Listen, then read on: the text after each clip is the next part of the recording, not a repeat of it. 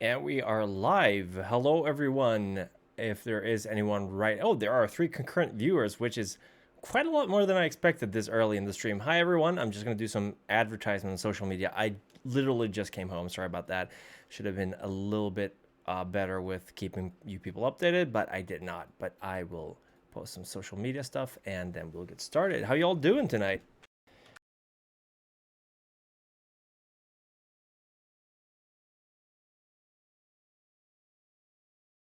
I hear.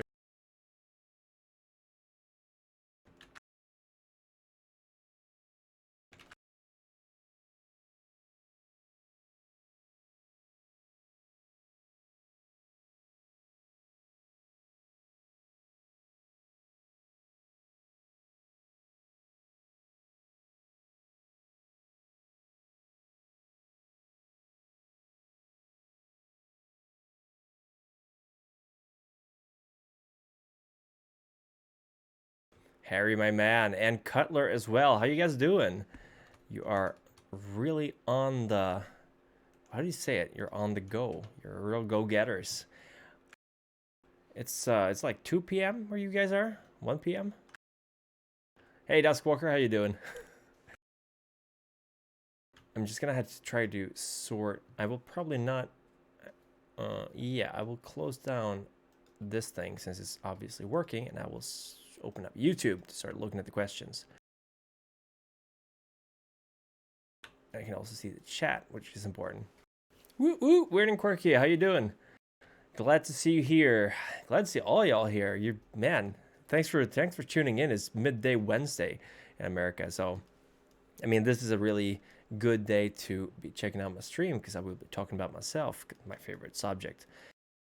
I will also be looking over there a little bit, and that is because that's where the chat is going to be. The camera's over here, but I need to look here for all the questions all y'all asked. So we're going to start out with that.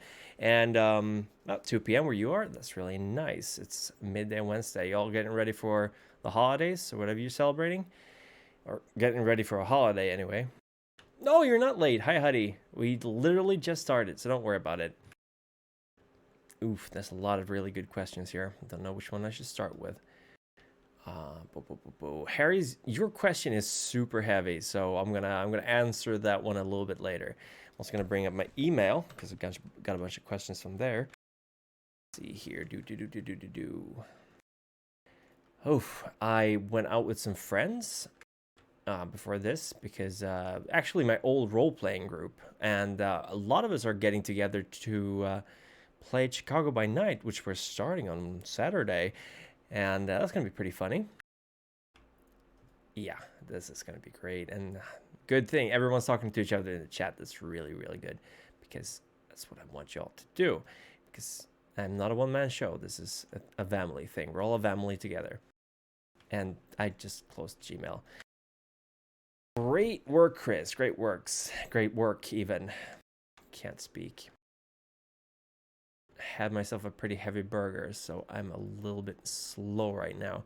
Where is it? Where's the question? That's the wrong Gmail. Here we go.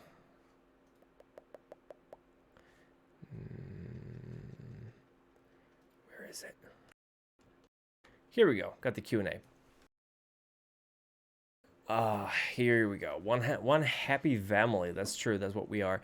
So, you're just gonna be watching my beautiful face for now, and I will be reading the question and then talking a little bit about it. But I will also, sorry, once again, I'm itching my face. Dry air. We're getting hopefully a humidifier for Christmas. Otherwise, I'll just go out and get one myself. I will be reading the questions from YouTube, from the post I made, and also if there are any questions in the chat, I will do that one and then go back to the questions. That way you won't have to wait too long for your own question. So the first question I got, which is from, let me see here, it's Edward Reed. You might know him as one of my ancilla, Edward Reed. My ancilla, Edward Reed, Harry Wyckoff, and oh my god, that's embarrassing. I'd like to thank my ancilla, Edward Reed. I will be right back. That's embarrassing. It's okay. It's here we go. You are not seeing anything right now. Colin Gifford and Harry White. Colin Gifford. Colin. I love you, Colin. Oh my God, Colin. I'm so sorry. I'm so sorry. I might have had 1 or 2 beers before I got here.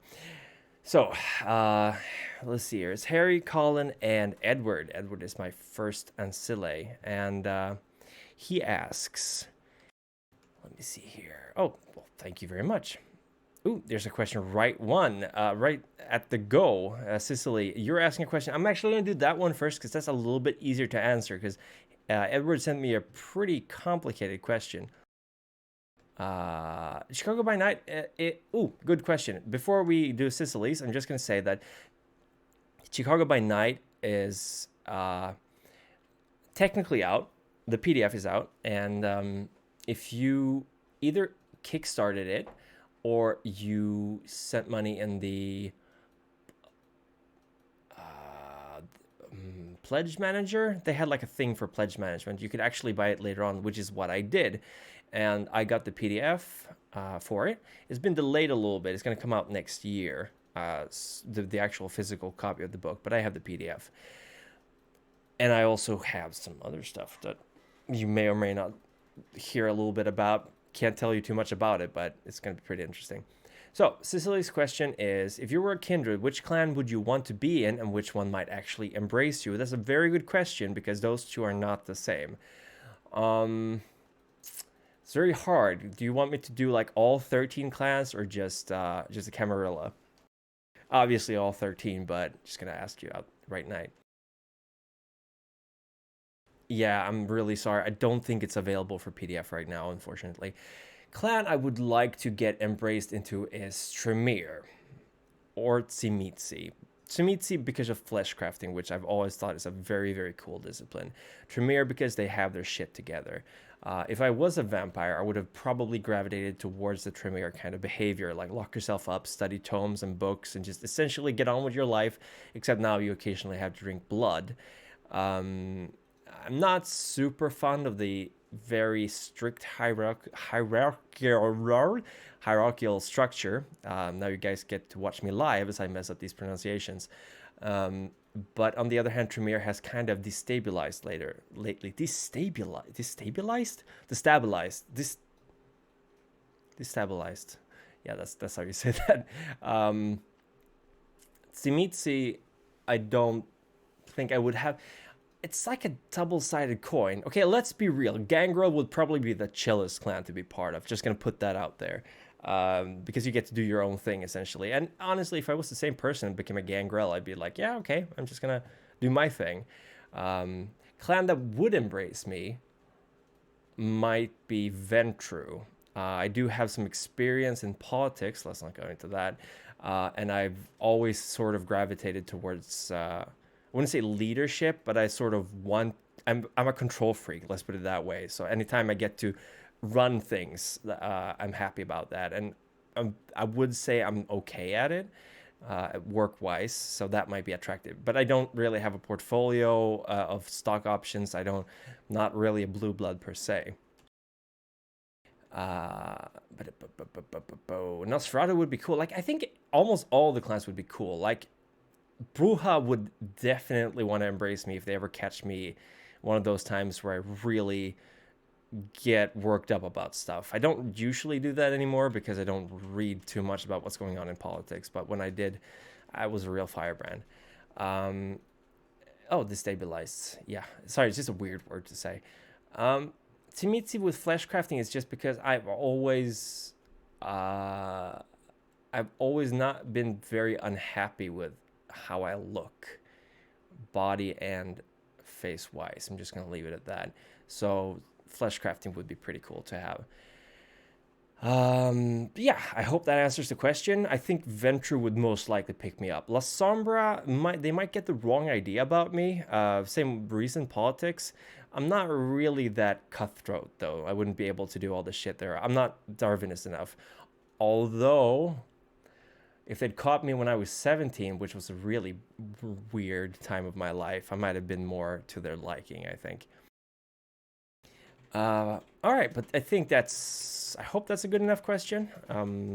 Flesh crafting is cool, but yeah, I think it would also be eventually you'd kind of grow tired of just staying human, I guess. And let me see here. How do you approach? This is from Edward. Edward Reed, my ancillary. How do you approach tone in World of Darkness? Dark versus light, horror versus comedy. How do you find the right balance, especially in this setting? That's a really good question because it really depends on the situation. I think comedy is super important when you're playing together and not slapstick. Oh, Cicely, I'll answer your question in a second. Sorry, that's a very good question too. I will keep it in mind. I'll actually highlight it. But let me see here. What was I? Yeah. When you're playing with a group, comedy is very important. You're supposed to be able to laugh together because that's both a way of showing that you're having fun and it's a good stress relief.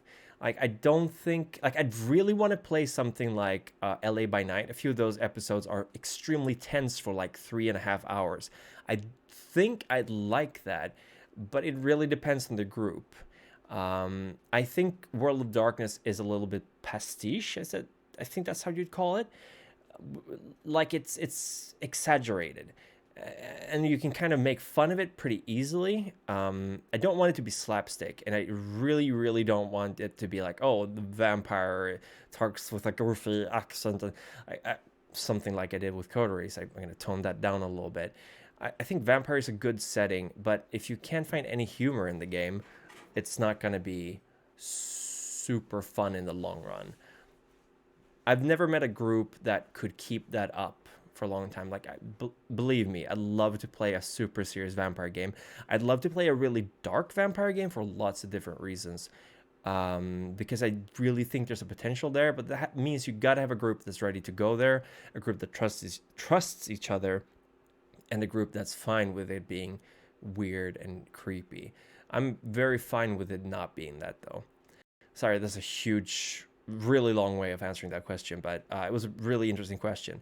I think depending on which game you're playing, you're gonna have to go with different thematical tones. Like I said in my latest werewolf video, hope is super important in your werewolf game. If you don't have hope as a major key element in a werewolf story, you're gonna end up with, at best, a slasher murder spree murder hobo game.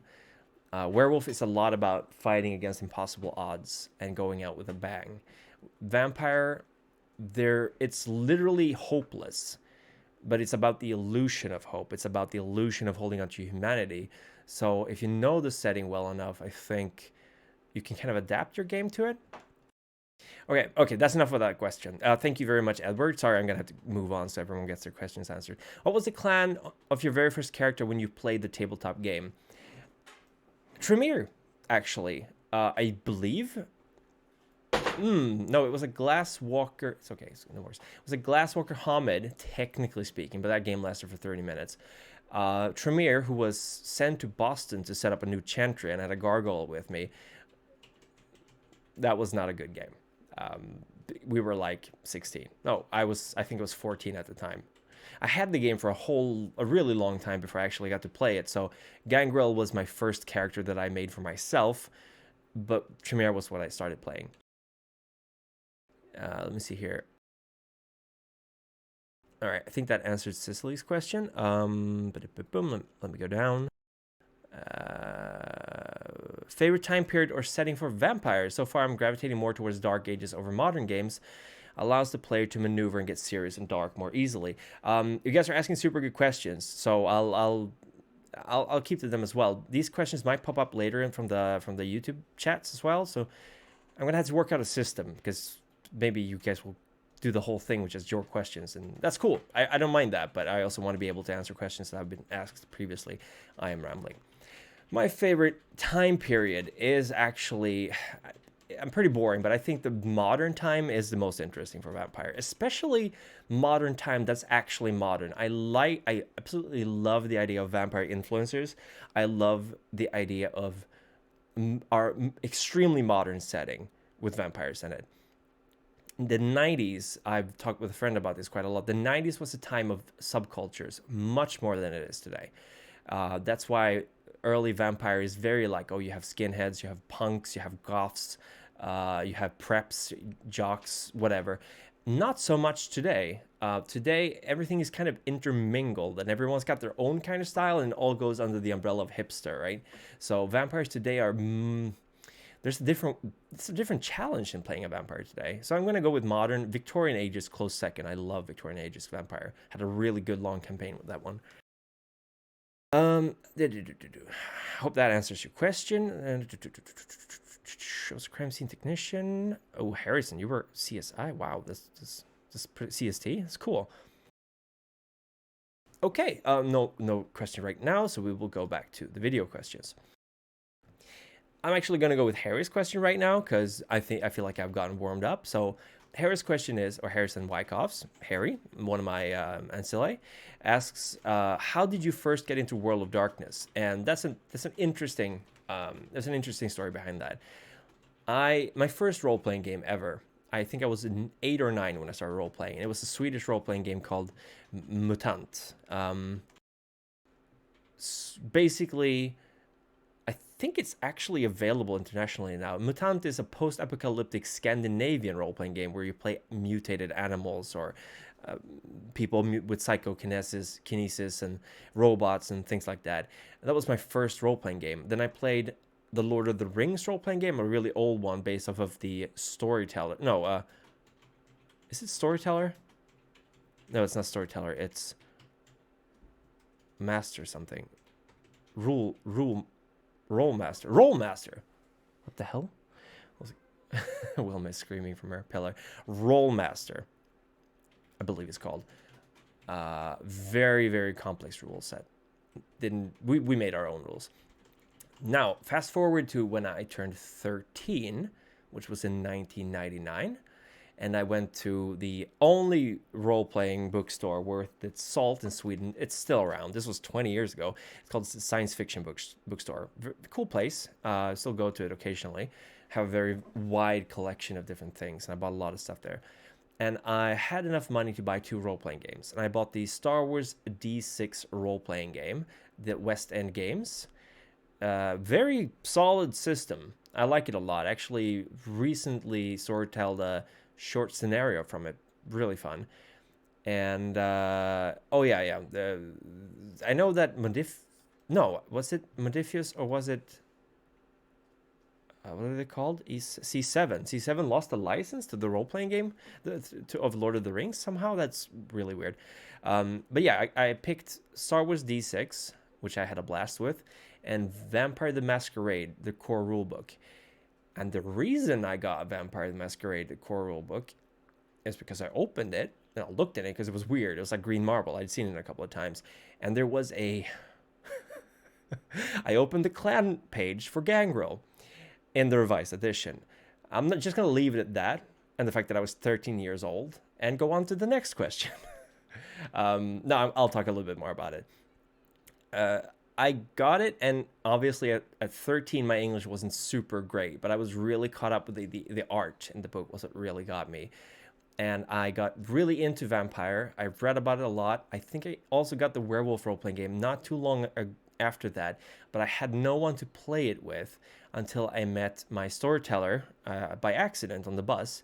Well, he wasn't my storyteller at the time, and he kind of sort of sucked me up into his group, and that's some of those people I was actually meeting earlier today. Yeah, LOL. Yeah, you get it. If you open up the Gangrel page, revised core rulebook, someone post a link to it in the chat. I was 13, okay? But yeah, 99. He was much more old school World of Darkness for me. He was early 2nd edition, had a lot of books. Really good storyteller, way more focused on mood rather than the setting. Like didn't love the lore that much. Yeah, sexy Gangrel. Yes, you're right, Huddy. Sexy Gangrel. He didn't care too much about the meta plot, so we never really did meta plot stuff. Instead, we just kind of everything was very mysterious and weird, and he didn't want us to read certain books, and not especially not about bloodlines and stuff like that. I know I borrowed a bunch of books from him, but he was always very like, oh, don't read that one, read that one, don't read that one. Not gonna say that was a wrong way to do it, because he kept a lot of stuff secret for us, which I think made the game better. But it also meant that when I actually got into the lore, I was like, wow, there's a lot of stuff in here we never covered.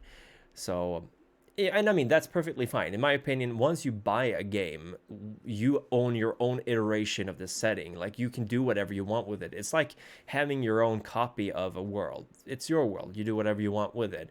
Everything else is just there to help you out or be fun to read. Anyway, Cicely, you're asking, do you prefer to run or play World of Darkness games? I prefer to... I was going to say I prefer to play, but honestly, I think I actually like running it more. Which is interesting, because I always feel like throwing up the couple of minutes before I run a game, because I always get incredible performance anxiety. I am extremely self-conscious about all mistakes I make. Which is why, yeah, it takes a long time for me to build up the courage to do something like to actually like record my stuff, and I have to edit out a bunch of us and ums and us.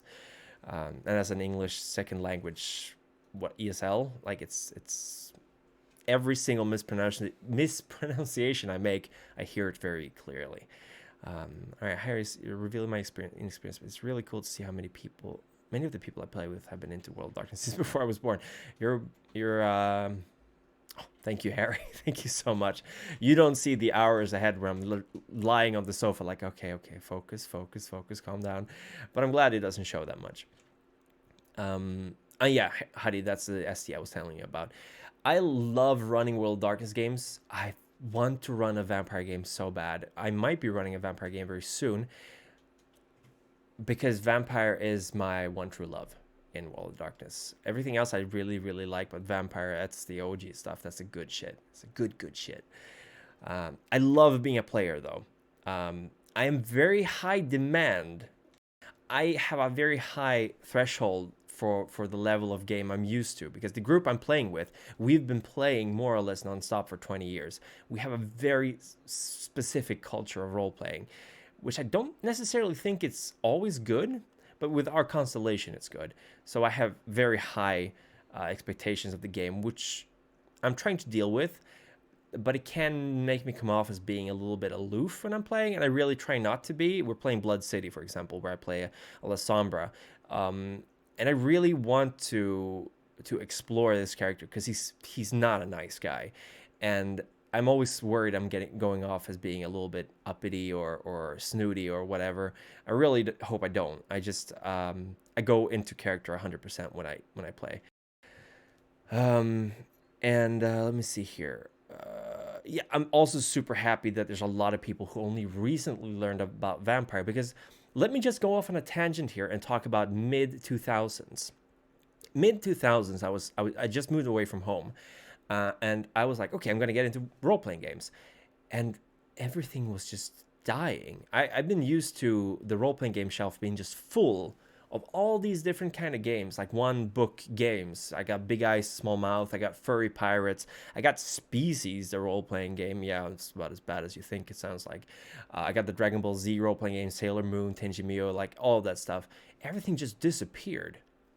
Yeah, that's true. I'm supposed to be like that if I'm a La Sombra. I agree. I love my character. I love Augustus so much, and I can't wait to develop him further.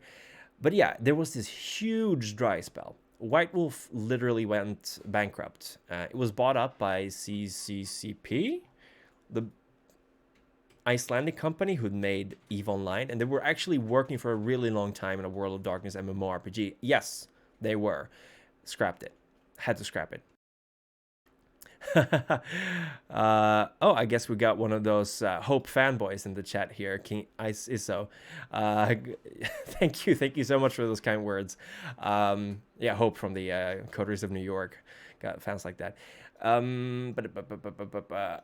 So what was I saying? Yeah, there was a huge dry spell. It was all 4th edition Dungeons and Dragons and GURPS. That was all there was. I'm not shitting you. For like 8 years, and stuff slowly shifted to Kickstarter. And now, how Kickstarter looks with role-playing games, that's how it used to be in the very, very early 2000s, late 90s, which is very fun. I'm super excited about it. A friend of mine was complaining that everything is released on Kickstarter these days, and I'm like, yeah, because that's literally the only way you can finance it these days. Printing is very expensive. Let me see here. Vios, Theos, Kunas. Hello, everyone. Primogen, be honest. How happy were you when Tzimisce trashed Tremere in Gehenna? Ooh, you mean the Gehenna core book? That's like seeing your parents fight. I wasn't super excited about it. Fourth edition. Fourth edition is fine. Oh, you mean, oh, God, yeah, you mean Dungeons and Dragons fourth edition? I've heard a lot of people say that they tried to do something new. I agree. They tried to do something new. They focused too much on the miniatures. That was a big fault, and the adventures were garbage. So boring. And I'm on camera saying this now, so I'm obviously going to get trashed for this like 3 years down the line. But I could not get into them, and it put more emphasis on gaining levels and experience points, which has never really been an interesting point for me. Fifth edition is in many ways a step back in the game. This is not a Dungeons and Dragons stream, but I'll just go into it. But I'm having a lot more fun with fifth edition because it's I hate to use the word casual, but it's casual enough that you don't really have to optimize your character, unlike Thunder. But it's also it also offers a lot of customization options, which I like. Oh yeah, turns were so long in fourth edition. But yeah, he was complaining because his complaint was that all the stretch goals were things they'd already planned, but they just included them instead of stretch goals, which I can understand how you'd see that as a complaint. But for me, it's more like, are we going to be able to print this stuff? Are we going to be able to afford to print this stuff? I don't think, I really don't, I see it more as rewards, planned rewards. It's like Christmas gifts rather than just getting a surprise present, I guess. Oh yeah, Andrew, I agree. 2002, 2010 tabletop RPGs died a little. It was horrible. And yeah, 5th edition is a really good way to get people into role-playing games, but it also creates a specific kind of mindset in people playing role-playing games, which is very Dungeons and Dragons focused. World of Darkness has always been a very different beast. World of Darkness was one of the first games to use complex morality in its game as actually a mechanic. And don't get started on alignments in Dungeons and Dragons, because that's not a good system in my opinion.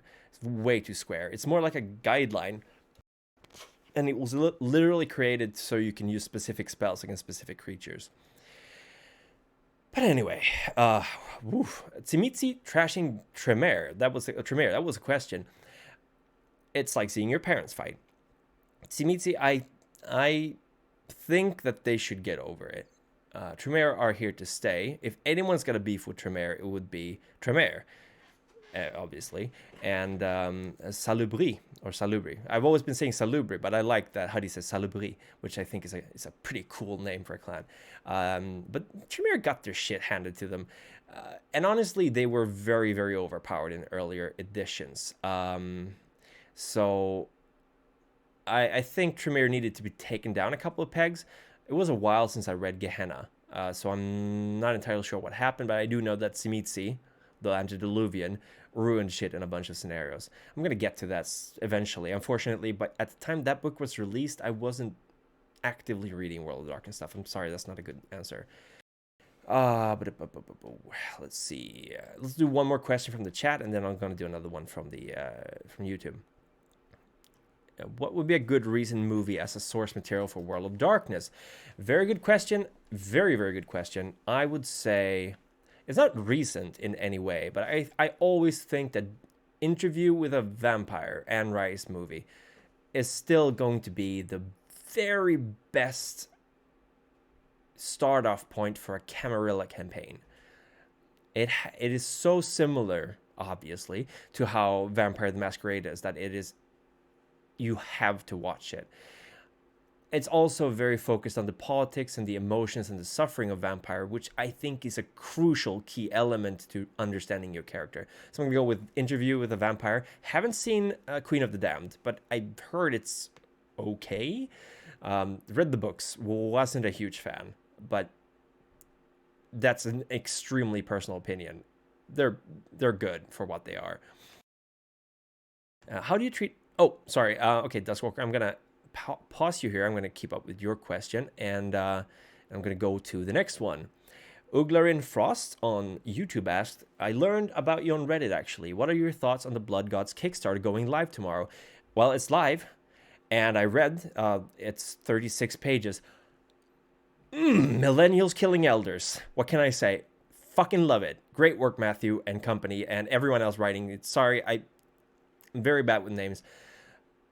The Onyx Path is setting the bar higher as always. This is a great supplement from what I've read so far, and especially I'm talking as a player of Augustus, who is a Cain worshipper.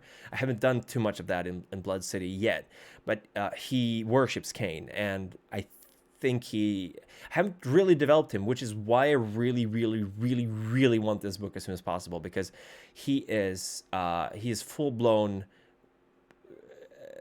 like a worshipper. He has abandoned his humanity. He did that when he joined the Sabbat. He needs to find his humanity again because he's in the Camarilla, right? Which I think is something that should be emphasized more in V5 in regards to the La Sombra joining the Camarilla. That La Sombra are an inhumane clan to begin with. Obviously, most of the people joining from La Sombra are going to have low humanity. They're not going to be path followers.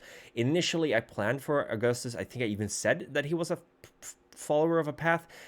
I'm going to have to retcon that because they literally abandoned everything that made them human to become something else. Augustus is kind of he was on the way to there when he decided to join the Camarilla instead. And now he's trying to reconcile his faith with Camarilla, which is much easier than it used to be because Camarilla is now becoming much less secular because they're trying to essentially get control over this new religious movement or movements in the Camarilla.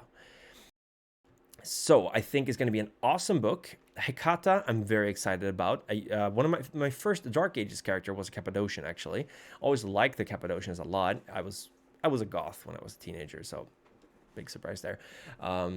Giovanni, I've never liked that much because I thought they were difficult to get. I think it's as simple as that. I'm probably gonna like them a lot more today than I did when I was 13.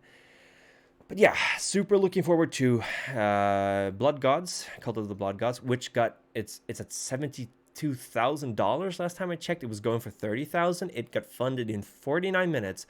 It's already in 200%. It's not even been a day. So that's congratulations to everyone on the Onyx Path. You deserve this. You've done it. You've done it again. It's a great book. I also have the printouts of Fall of London. That's not a question, but I'm just going to say Fall of London is amazing as well. Haven't been able to read it because I just wanted to get the pages from Cult of the Blood Gods out of the way. Fall of London looks amazing. I can't wait to get the physical book, and I can't wait to run it. I'm just going to leave it at that. I'm going to be running it, hopefully, and it's going to be online. So just going to leave it at that. So let's go back to Duskwalker68. I am talking a lot today. How do you treat elder characters in your game? I found them to be very useful obstacles for players in Dark Ages, at least. Do you use antediluvians at all? Tsimitsi would be interesting.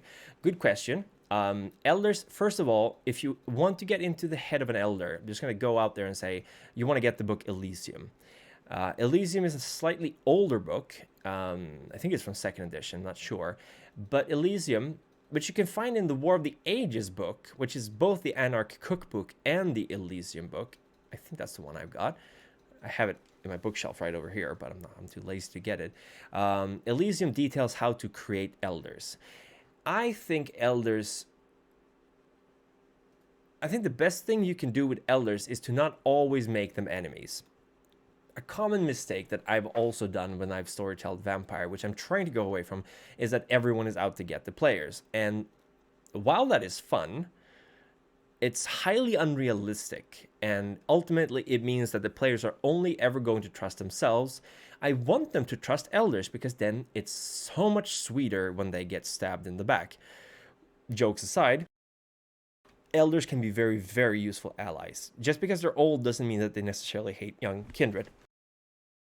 Sorry about that, I had to shift a little bit.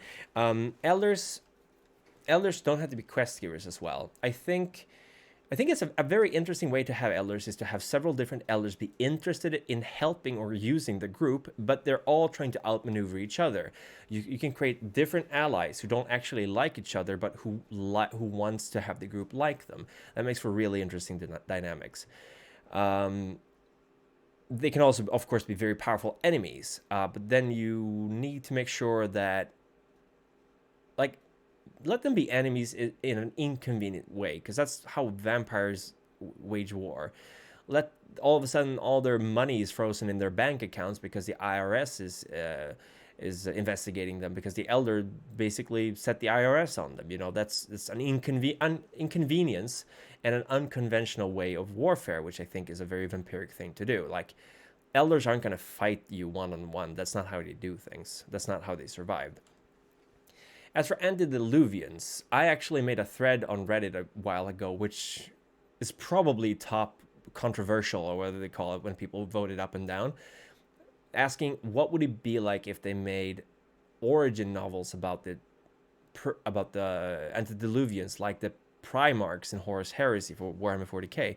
Just as an idea, because I don't necessarily know if that's good or not, but it would be fun to read about the Second City. It would be fun to read about the antediluvians before, like, how were they in the beginning, the slow or sudden descent into monstrosity, stuff like that would be interesting. Doesn't even have to be canon, could probably write it as a fanfic if I wasn't so busy. Anyway, long story short, that would be my answer to that question. I don't use antediluvians in the story. Yeah, I don't use antediluvians in the story is the answer to that question, because I don't know how I would pull it off. Tzimisce antediluvian is a good choice, though, because if you want to have something weird and creepy in the New York sewers or subway system, and it's pre-Becca's Jihad Diary, then that's definitely a good use for that. Antediluvians, I did play the first Giovanni Chronicles, which had Cappadocias in it. I was underwhelmed. Let's just put it at that. But it was also very, very railroady adventure. So what are you going to do when you have an antediluvian? Like, what could a fledgling possibly do against that? You say salubri. Or do you say salubri? Lestat, Venturu, or Toreador. He is a Toreador. Lestat. He is definitely a Toreador. Ooh, Giovanni, next Masquerade Monday. Okay, I'm gonna have to catch up with the chat here. How many dice is too much? Answer, not enough. If you're playing Exalted, then there is no such thing as too many dice, that's for sure. I played a guy with 20 dice in unarmed combat once. I agree for the most part. Ask because my players have been talking about Gehenna scenarios, something that should be included. I think they're very, very inhuman, if you want a short answer for antediluvians. If you're gonna have one in, which honestly you can, I don't think I'm gonna police you on that. They're not human. I think you should go watch stuff like Prometheus, maybe that's not even a good, but like something that is absolutely incomprehensible. Event Horizon, like the thing that possessed the ship could be an antediluvian. Okay, anyway, there has been one chill elder who likes cartoons. Thank you for telling me about the books. I have to get them. That's a very good point. I think I've been fine using all. Sorry for not looking at. I should be looking at the chat more when I'm talking. Are you a loyalist or a heretic? That's a very charged question. Loyalist in what way?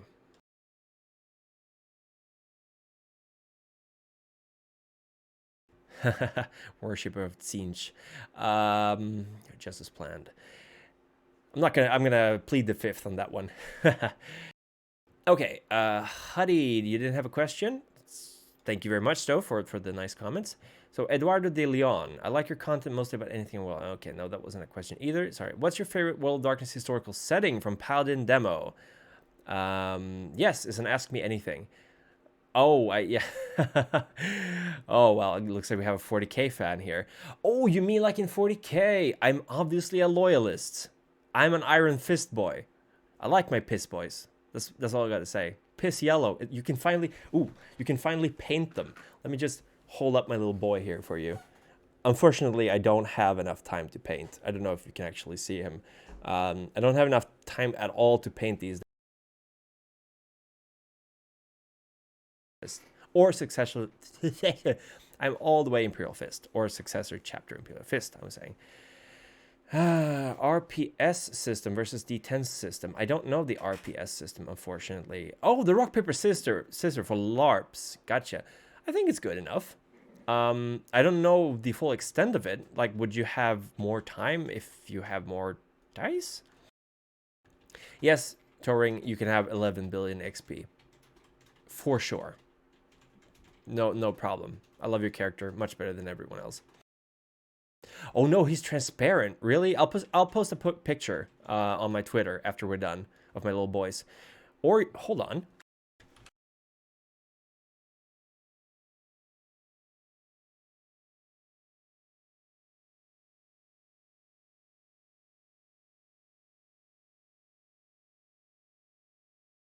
Now, since I love you guys so much, I'm going to link you to the forbidden account. This is my previous YouTube channel's Instagram account. It has some of my paintings. It has some of my boys in it. And I think there's a yellow guy further down. You can probably see him. My own successor chapter is called the Solid Fists. They're essentially former Black Templars who committed a crime so heinous that to repent, they literally went back to the Imperium and started following the Codex Astartes. Essentially, it's just an excuse for me to play a Codex compliant chapter without using witches, because that's heretical. That's heresy. No psychers in my Space Marines. Cool. So that answers that question. Are there any upcoming games you're looking forward to from Julia Goodwin? Upcoming games, Bloodlines 2, obviously. Very, very, very, very excited about Resident Evil 3. I am a huge Resident Evil fan, and Resident Evil 2 was chef's kiss. Best remake I've ever played of a game. I loved it. Oh, thank you. I'm glad you like them. Just don't look up Swede Fighters. That's a closed chapter of my life. Thank you so much. But my favorite World of Darkness historical setting, similar to a question I got before, but yeah, I'm gonna have to go with modern times actually. And I really like Revised Edition being right on the edge of Gehenna. It really added a very urgent tone to everything. Everything was coming to its how do you say? Everything was coming together very nicely. I like that a lot. A friend, actually, this old storyteller of mine was going to run something called the Weight of Ages, which would have essentially been a vampire campaign lasting through Mesopotamia all the way to modern times. Obviously, we didn't play it because that was too much work, but it was really cool concept. I actually made a sacred prostitute, I believe, a character who was, and this was a Mesopotamian, yeah, who I believe she worshipped Arikel, or whatever she's called in my Toreador lore video. I talked about that, but I wrote 8 pages of backstory for that character. I researched the shit out of that, but that was like 15 years ago. Harry, you're free to look it up. It's just not going to be good. I would describe our previous YouTube channel as violently mediocre. It wasn't bad in any way, but it wasn't good. It was okay, fine. It was actually decent. The content was fine. We just didn't stand out at all, and it was very all over the place. That's all I got to say about that. So I'm looking forward to Resident Evil 3 for sure, and I'm looking forward to Bloodlines 2. I haven't had too much time to play computer games, to be honest. I know they are making a role-playing game based on Cultist Simulator, Cultist Simulator, which was was the last game I actually got really invested into. I spent over 120 hours playing it. Bloodlines 2 is going to be amazing. My favorite splat from World of Darkness and Chronicles of Darkness. Favorite splat implies not core rules, so that's going to be fun. This is going to blow some minds here, but my favorite splat book of all time is Henge Yokai, Shapeshifters of the East. I'm just waiting for the screams to come. Henge Yokai was a book. It's essentially about this community of shape changers, of Farah in Asia. Probably extremely problematic. I haven't read it in like 10-15 years. I like the Bastard book too. I like the Werecats a lot. I like them. They were very different conceptually from Werewolf. You wouldn't believe it, but I actually have way more source books for Werewolf setting than I do for Vampire. And yeah, Harry, yeah, the whole 8 pages of backstory thing, it's great.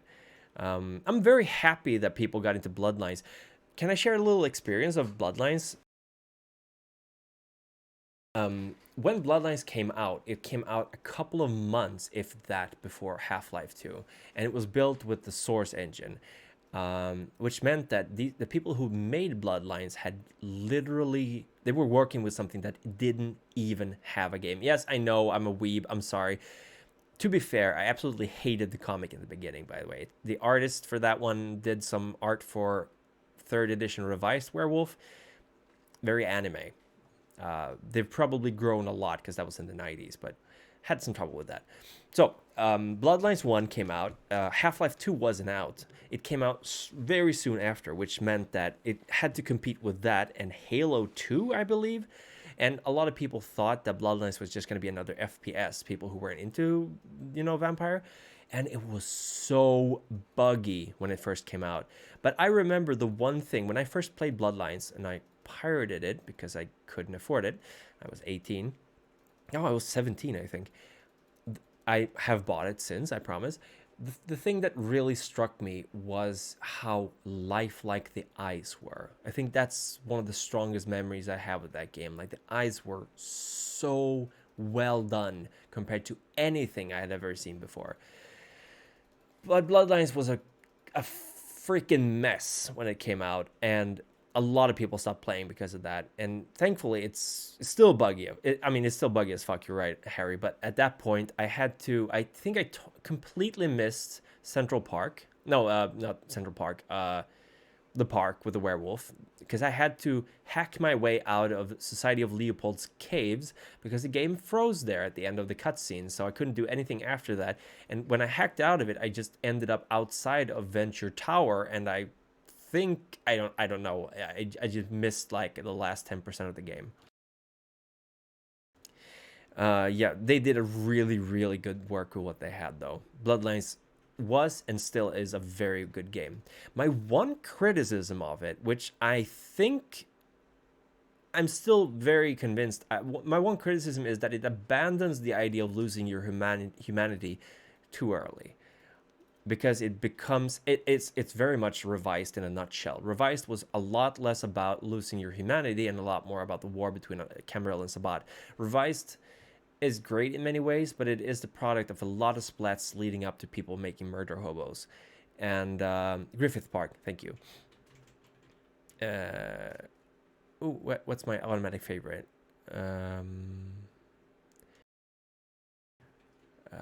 Yeah, I like Bloodlines. I like it a lot. I don't think you could have made a game true enough to that aspect of the role-playing game at that point. I think they tried with Redemption, which in many ways I think did that better. Redemption is objectively not as good of a game though. It was okay, but it was nowhere near as good. Okay, next question. You have to become one character you've played. Which one and why? Oh, well, I could just play one of my self-inserts. I've got plenty of those. Touring, you're gonna love this. No, I'm not gonna say Amanda. Amanda is a disaster lesbian of an epic proportion. Who would I want to play? who would I have wanted to play? I'm gonna have to go with Francisca, who is my daughter of cacophony for an online game I'm playing. She is. I'm trying to play her. I've done a lot of thinking about how she would be as a person, and I think she's exactly the right amount of curious and still mentally flexible enough to be fun to play as an elder. Oh yeah, Candy. It's an automatic favorite. Francesca is fun, and I mean, I have made so many characters in my days. Augustus, I would not want to play because he's a freak, in a bad way. But Francesca is fun, and I still want to explore her a lot. And she's pretty powerful because she's an elder. She's a boomer. But yeah, man, Amanda is horrible. She makes all the bad choices, and I love playing her. She's a former YouTuber. Uh, she's a gangrel who got embraced essentially out of a misunderstanding and nostalgia by another Swedish vampire while she was in LA, and then summarily dumped by him. And she's a bit naive. Let's just leave it at that. Oh, Huddy, that's an interesting question. You called yourself a writer a few times. Do you write short stories or novels, or does it revolve mostly around your games and scripts? If you do, what you write about? Yeah, Fanny. Yeah, if she actually knew that someone called her that, she would be very cross with that person. Amanda is playing. I'm playing Amanda in Los Angeles in Anarchy, LAIA, which is. Oh, hi. Did someone post a link to here from LAIA? That's crazy. It's not on YouTube. It's a Discord play-by-post community. Really fun one. We're playing V20 rules. Word of warning: V5 is like a no me gusta in that game. It's fine. Everyone is all V20. It's not LA as you would see LA in the source books. It's very much its own beast. A very fun slice of life kind of game.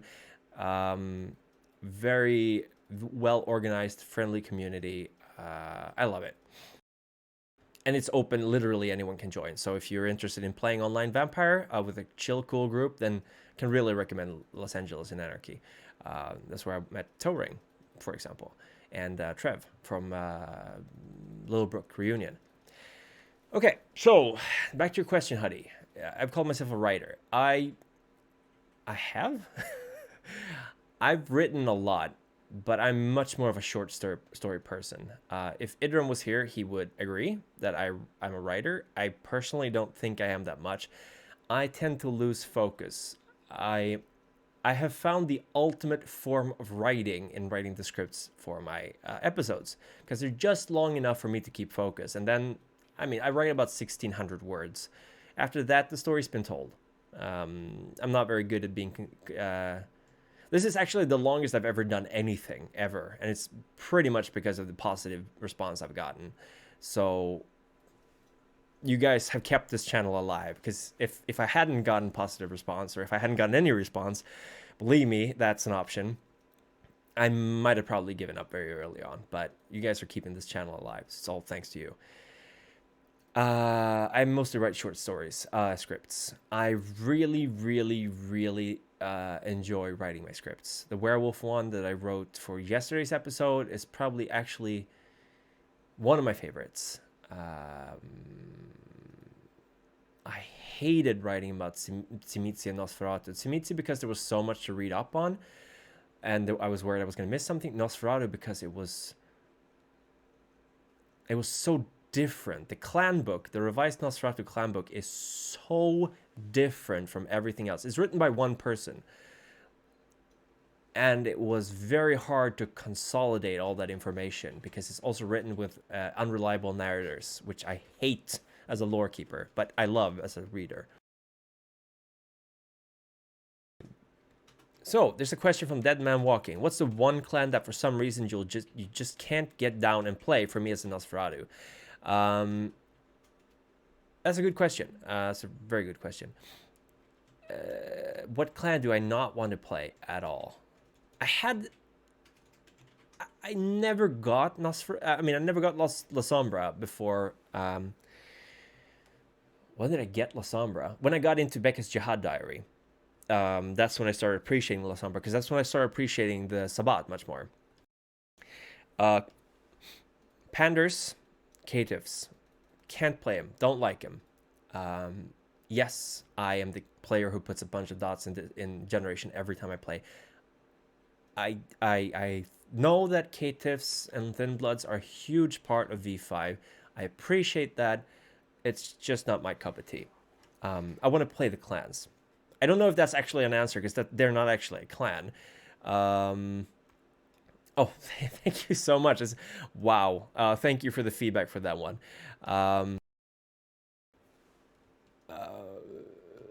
God, a clan I couldn't play. Followers of Set I've never played, but I think I could enjoy playing them. Banu Hakim or Assamites I've never played, but I think I could enjoy playing them. Ravnos. For obvious reasons. I've never liked Ravnos. I got into an argument with some people a while back. I really don't want that to be a thing in the chat, so I'm gonna keep it very brief. Romani people are oppressed. They have it really shitty in Europe. I don't appreciate Ravnos. It's a clan written by people who don't know how life for the Romani are, and the Gypsy source book is terrible. It's offensive. And that's it. Ravnos, I'm never gonna play. Ever. Whew, sorry, I got really spicy there, but yeah, it's a clan that was a mistake from the beginning. Every other clan that was like a stereotype they've sort of fixed. Sorry about that. That got my blood boiling. I hope they can fix the Ravnos somehow, but yeah. Okay, good evening, Simon. Thank you very much for dropping by. Sorry, I'm not keeping up with the chat that well. I just get off on my tangents, and the camera's there and the chat is over there. Which part of the lore do you think was elaborated on more in canon? Which part of lore do you think was elaborated on more in canon, in order to being able to world build yourself? Do you mean like which part was the most well developed, or something that should be more developed? Sorry, Stone Wolf. Stone, hi. Oh God, hi. Wow. Stone is from LA&A. Do you think was elaborated on more in canon?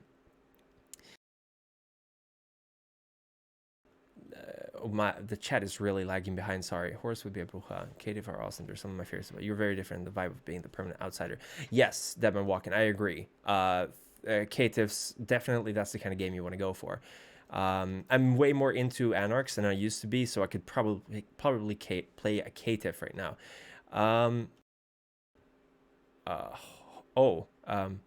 Which do I wish was most developed from the, let's see here, lore? Which part of the lore? I would have liked. That's a really good question. That's very difficult to answer.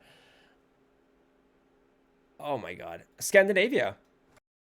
That's the answer. I wish there was more stuff about Scandinavia. We've only ever been given very, very small tidbits on it, and it's infuriating how little there is about Scandinavia in the core books. V5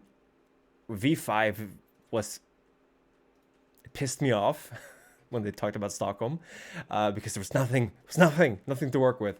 And in all the previous books, it's like, oh, there's like a Sabbat priest in Oslo, or it's like, give me more. I wanted more. That's what I wanted to have more developed. Very America-centric, obviously, but a lot of Europe got a lot of love, but Scandinavia was just this weird wasteland that I wish they could have worked more with. Let me see here.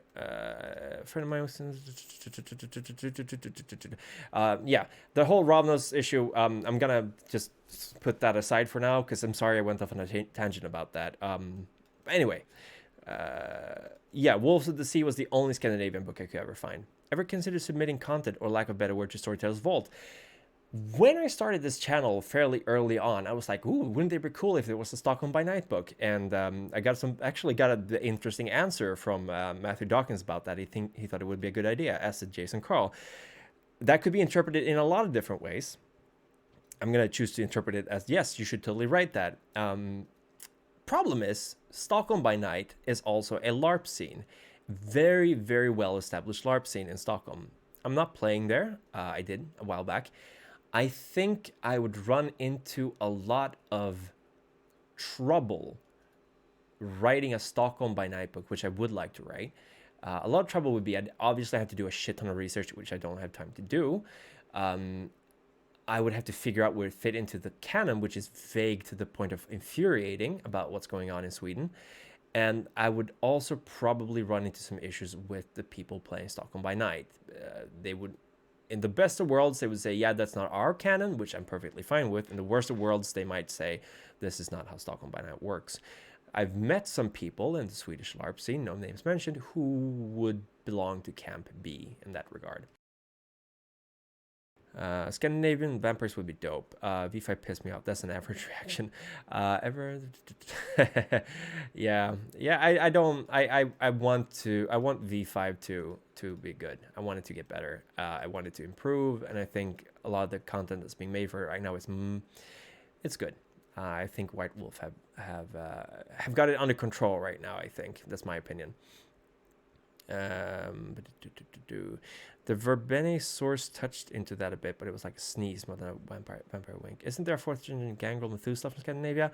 Odin the All High. Yeah, that's likely that there's a very high generation gangrel. I think there actually is.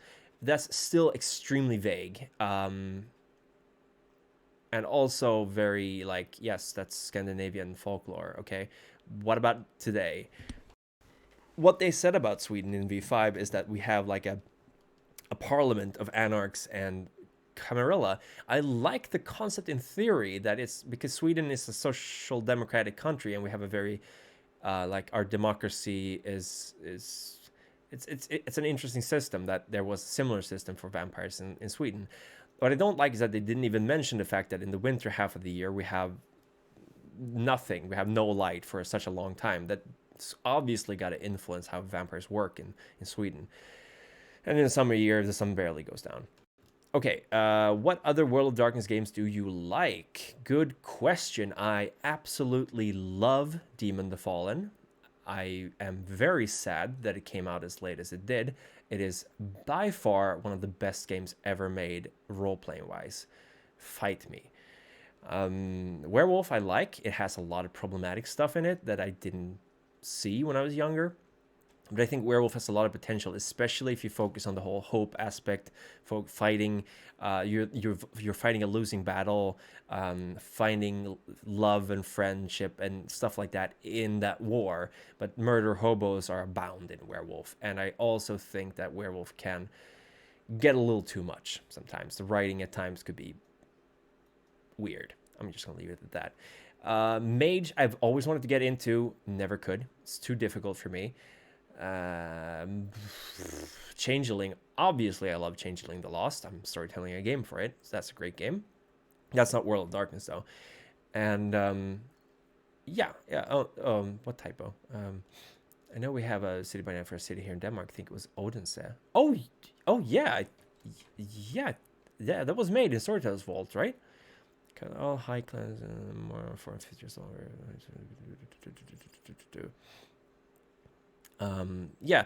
Everything about Sweden though is vague. That's my problem. There's like no by night book that actually goes into detail how things work. Okay, what's the take on Wraith or Geist? Oh, Wraith is a very good game, but it does unfortunately belong in the category of games that are much harder to play than you'd think they are. Having someone play your shadow is cool. Could possibly work if you're a group of adult, serious people who take this game seriously, not so much with teenagers. I played Wraith twice, didn't work. Wraith is an amazing game, though. It's one of those games that I love to play. It belongs in the same category as Eclipse Phase, also virtually impossible for me to play.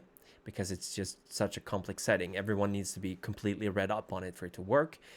And there's one game that I don't remember what it's called, where you play concepts.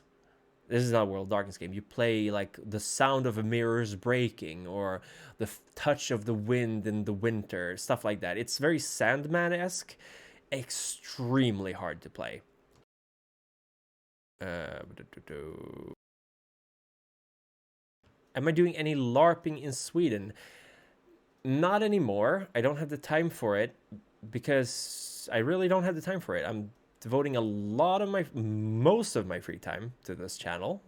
I don't know how that happened, but I love doing LARPing. I get my theatrical vein out when I do playing on the streams, though, and that's enough for me right now. I do have a lot of other games offline and online that I don't. So role-playing games take up a vast majority of my free time. So I don't have to LARP. I used to do some forced fantasy LARPing, but that group kind of fell apart because of drama. So not doing that anymore. Okay, let's go with a question from YouTube. We're almost halfway through. What do you think of the Dirty Secrets of the Black Hand? What do I think of the Dirty Secrets of the Black Hand? All of it is non-canon, as far as I know. I know that they tried to salvage it in the Talmahera. Is that how you pronounce that? That's the new Black Hand, new true Black Hand for... honest, I'm not super read up on V20 stuff. Dirty Secrets of the Black Hand has been called the single-handed source of ruining vampire, and trenchcoat wearing, katana wielding vampires come from that. Yeah, LARP drama, big surprise, right? Dirty Secrets of the Black Hand is interesting. It's very much an item of its time. I'm gonna read it. I just bought it. I literally found a used copy of Dirty Secrets of the Black Hand. I'm gonna read it, and I'm going to make a video about it. You better believe it. Everything that's not true about vampire is gonna be called.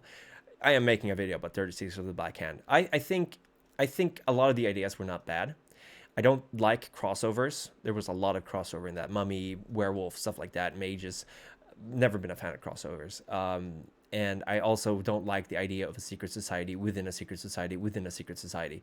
That's it's a little too much. Okay, I saw you were streaming Coteries. I didn't watch your stream, but played the game myself. What is your general opinion of it? I've completed it 3 times now, and yeah, Stone. Talmahera is the true Black Hand. Black Hand are Sabbat boogeyman, and they the Black Hand was supposed to be. I read in the Sabbat book that the Black Hand are like the army part of the Sabbat.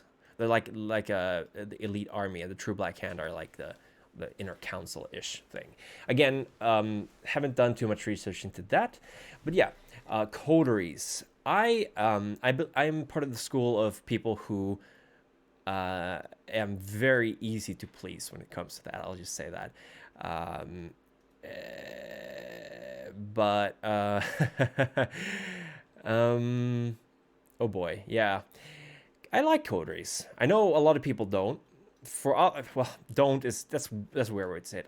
There's a lot of issues with it. Obviously, it's not as complex as you would have wanted it. It doesn't cover all the bases as much as you would have wanted it. I'm willing to give it a pass because it's made by a small studio. Most likely, White Wolf didn't give them too much to work. This is all my guessing, but I don't think White Wolf gave them a lot of stuff to work with. Which is, I think, I mean, I'm seeing similar things in Warhammer 40k, for example. It's a small game that's supposed to create buzz and interest in World of Darkness, and it's released while White Wolf is also expanding because they're hiring people now. I think they're actually going to try to get things rolling again.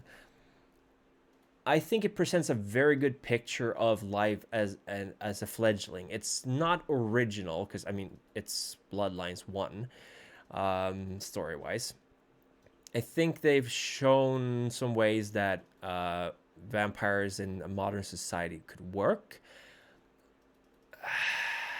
It has its ups and downs. I like it. I like visual novels, so that's a plus. And I think it it's kind of like if you have a Telltale game and you play it once and you go like, man, my choices matter so much, and then you play a Telltale game again and you realize they don't actually matter that much. It's small stuff maybe, but a lot of the choices you make don't have much of an impact on the story. I think it's the same with Coteries. Again, I haven't finished it yet. I'm happy with for what I walked in with the expectation this is going to be a small vampire story, and that's what I got. I really want to make my own visual novel game based on vampire, but again, don't have the time for it. But I haven't tried LARPing before. Jönköping has so if you want to check it out, it's known as MoFA. They look for more players all the time. I play there. Thank you, Fire. I would like to LARP more, but again, it's like I really don't have time, unfortunately. I got so much on my plate right now, which is not a bad thing. It's a good thing. I'm very, very happy with all the stuff I'm doing. I'm always excited to put out more content, but I'm really pushing it schedule-wise, and I have never looked forward to a Christmas holiday, as much as I have this year, because I can finally get ahead of the schedule for once. Knock on wood. But if I ever have the time, I will come check you guys out. Crossovers for me, I agree in theory. No, in theory, because it's for me, it's still all in the same world. But when you put them all next to each other and you start going, okay, so this exists here, and this is also here, and this thing here is also this here. Like occasionally crossovers work, like Kupala. I got corrected for my Tzimitzi videos. It's Kupala. Kupala exists in werewolf books as well. Werewolf and vampire has always worked well for crossovers because they're related. Working mage into that and changeling, mummy, the old games, no, it's hard. And also I found, and this is my personal experience, that whenever you do crossovers, a certain type of player comes out who's way more interested in making a murder hobo abomination, for example, than playing a game with a very strong theme. Because that's also another thing with these games. Every game has its own theme. Mixing the themes can mean you sort of lose them a bit. My experience. Bloodlines 2, my thoughts about that. It could definitely be a gateway drug. We've already seen Bloodlines 1 was most definitely a gateway drug to Vampire the Masquerade. And I'm sure, gonna bet that White Wolf and Paradox are hoping for that as well. I really think Bloodlines are gonna be good. I also like that they, right from the go, said that Seattle is not a Camarilla city. Because it used to be the Camarilla, Sabbat, and Anarchs. It was a very, very homogenous system. If it was a Camarilla city, it was run in a specific way. And something that V5 has been doing is to say that no city is run the same way as another city. Because cities are like nation states for vampires. They're very, very insular. So the fact that Seattle has a bunch of different factions we've never heard of, to me, that's interesting, because that's the new take on vampire. Everything is kind of... There is no red thread. Like, I love that about Blood Cults, for example, that it presents so many different views on how society amongst vampire works. And I think that Beckett's Jihad Diaries also covered that really well. That's my thoughts about Bloodlines 2. I think it's going to be a good game. I'm looking forward to it. I really hope it's going to be a good game too. Life is Strange. Yeah, Life is Strange was the same way. You thought you had influence on the story, you didn't. For me, once you come to peace with that, it's much easier to play the games. I live in Stockholm, actually. I live in a little suburb called Bredäng, just outside of Stockholm, and that's where I've lived most of my life, in the rough area of that. I'm very lucky to live close to Stockholm, by the way. Lots of jobs, lots of apartments, stuff like that. Lots of access to hobby stores. Okay, did you enjoy Coteries? Myself, to you like yourself, because the things I didn't enjoy can't really be discussed. Playing for others, yeah. So far, I'm enjoying it. It's been fun so far. I'm gonna tone down the voices though, because a lot of people have been telling me it's a little too much.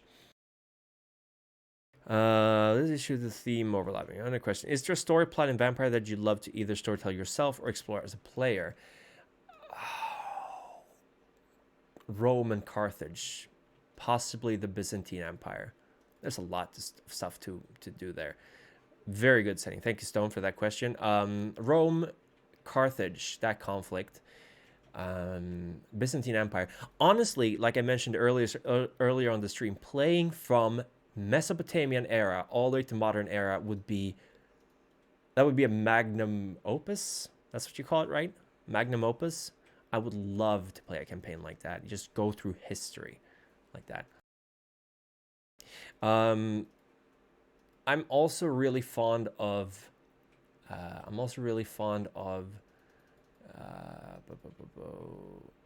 the meta plot of, God, what's it called? I like the novels. I like the meta plot of the novels. Doing that stuff would be fun. What's one thing? So I hope that's a good enough answer, Stone. Otherwise, just tell me to talk more.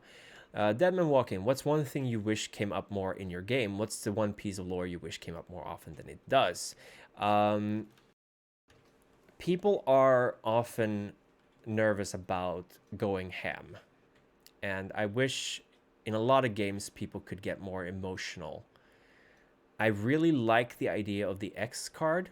Like, I'm not okay with this, because that means that you can push it. And I'm not saying push it in the means of trying to provoke other people. It means that there is a guaranteed way for you to measure and encourage role-playing in others while knowing other people are okay with it.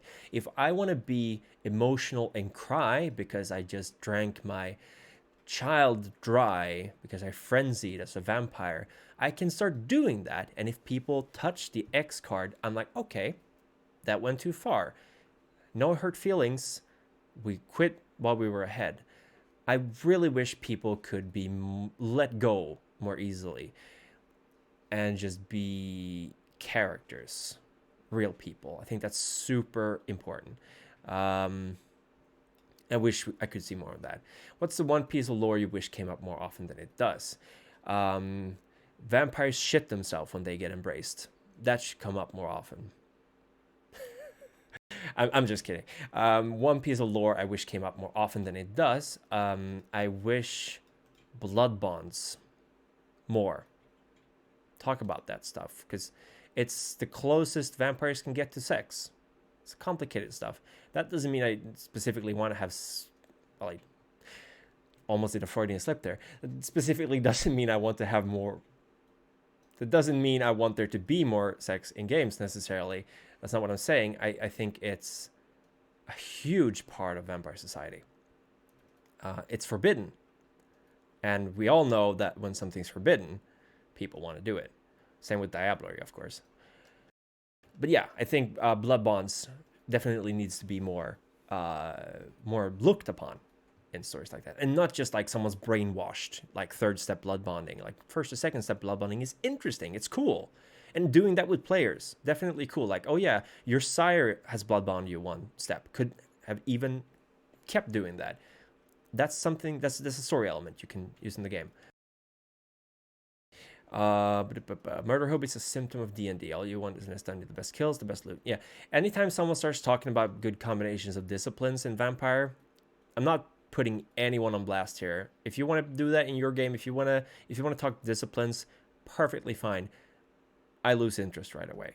Disciplines to me, if I ever use disciplines, it has to mean something to me. And optimizing a character in Vampire to me feels like, and there's 27 of you watching right now, so I'm a little bit nervous saying this, but optimizing a character in Vampire goes against the very spirit of the game, in my opinion. That's a very controversial statement. Maybe. I just feel like it takes the focus away from the strength of the game. Strength of the game is the role playing. And I think the meta plot for a game this old, I think the meta plot is fine. I think it's good. It could be better, but it's good. Oof. As a person who lives in Washington, I'm a little curious to see if 16-hour days during the summer will ever come up in Bloodlines 2. That would be fun. You guys have that too? Yeah, the sun freaking never goes down in Sweden during the summer, so I hope that's going to be addressed in Bloodlines too. That would be interesting. Yeah, I like the idea about vampire that heard about the apocalypse. Realized that wait, I live on this planet and works with a non-Garou Pharaoh to help prevent it. The Pharaoh doesn't notice. I just realized I didn't answer a question about the Corex tribe book, breed book. Always liked Corex. Should have read up more about them. Corex are cool. Ratkins are weird and freaky, but Corex and Bastet are probably my two favorites. Naga, I thought I would like the book a bit uninspiring, unfortunately, but Corex are awesome. Probably my second favorite changing breed. But unironically, D&D ruined most people's ability to RP things that aren't step. Oh, where are we? Ooh, that's a long chat. Oh, listen, your voices are the best. Thanks, Harry. Law tune my voice is up for Coder. I was supposed to be a DA game that I like that. I fell through, which is why I have my Cappadocians in Modern Night. Oh, Dark Ages, yeah. Whoops, Charles, I don't completely agree. I agree World Logic encourages you to avoid murder hobos, but it seems to be a transcending mindset that some players approach table to playing with. There's 29 people watching. Did more people show up once I started spouting controversial opinions? Novels. Ever read Masquerade of the Red Death trilogy? I have not, unfortunately. I haven't even read all the clan novels. That's for the summer. Summer vacation is going to be my time to catch up. I'm a teacher, so I get a pretty long summer vacation. You can bet your ass I'm going to be reading the entire time. I have not read the Masquerade of the Red Death, unfortunately.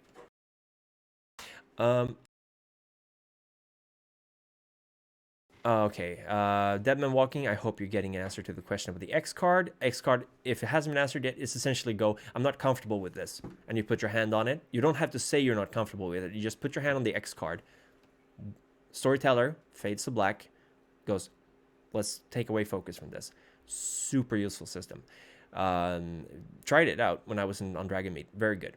Kept the focus of the game. No hurt feelings. Let's see here. We're not even talking about V5 piss mechanics yet. Just you wait, son. Yeah, the V5 piss mechanics. Super looking forward to that in Bloodlines too. Anyway, let's meme a bit in the chat. Absolutely, Bloodlines are extremely fun thing to use. God, I'm really behind in the chat.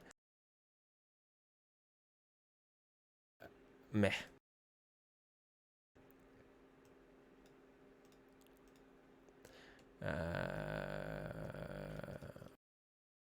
What kind of blood bonds do I prefer? The ones that creates feelings of love or the ones with feelings of utter loyalty? I think Vios Theos Kunas here. And I agree with you, Stone. At some point, you're just like, my character's fine at this point. There's no need to grow it anymore.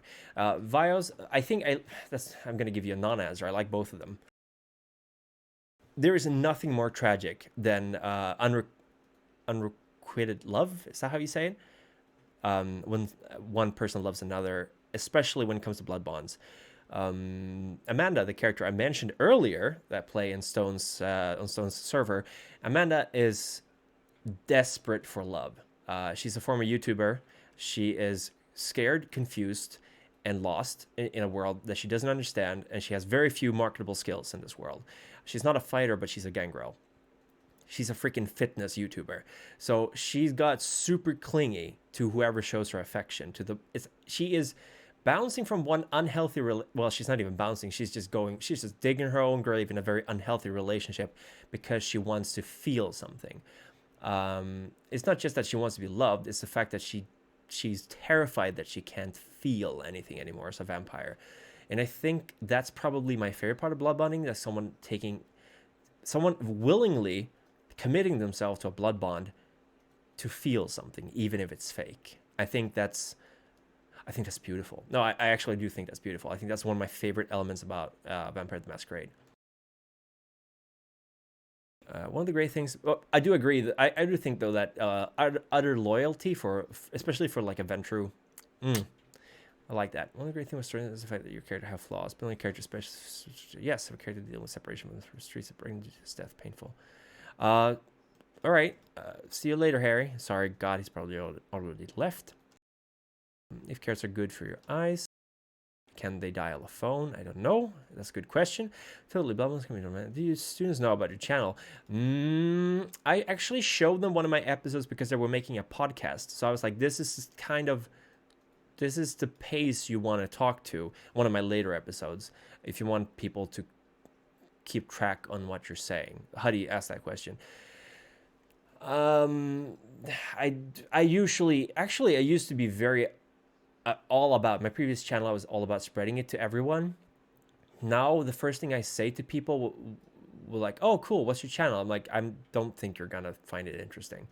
It's very niche, and I like that. Of course I tell people what my channel is, but I say to them right ahead, like, this is, at best, you're gonna not understand anything. This is very niche, and a lot of people like it. I don't think there's anything wrong with that, but I don't desperately spread it everywhere I can, as much as I did with my previous channel. I'm not seeing, where's Charles? I don't, oh, Charles Yang. Oh, sorry, yeah, I see you, sorry. What's your favorite physical merit from Dark Ages, and what ones do you want to be brought to other games? Oof, Jonathan Lawson, that is... I can't actually answer that. It's been 10 years since I opened the Dark Ages book to look at the rules. I'm sorry. I wish I could answer that. I really don't know. I'm sorry. Large size? I don't know. Blush of Health has always been an interesting merit for me. Favorite tribe? Sorry, Jonathan. I'm very sorry. I make a note and ask me that once I've gotten into the Dark Ages books. Yeah, Amanda. Sorry, I'm sorry. I'm still very behind the chat. Favorite physical, favorite tribe. Favorite tribe. I'm kind of going between Stargazers and Children of Gaia, who I thought were complete Melvins back in the day. I love Children of Gaia now. I like the Black Furies mostly because of their character. I don't even remember her name, but she's cool. I like her design, and I like her. I like the Black Furies, especially after they changed their original style. She should have bound Chloe. She should have, yeah, but she's too much of a coward to bind Chloe. Unrequited love. Gaming fitness YouTuber. Yeah, Simon. Yeah, take out Amanda. Take her out of her misery. Ooh, I actually did catch up. When are you going to storytell for this community? Is that even possible? That is an idea I wanted to do. I actually asked on my Twitter a long time ago if I should start doing ASMR style vampire videos. Nobody wanted that storytelling. It's also a lot of work. I'm gonna plug my Patreon a little bit. If we ever hit $500, which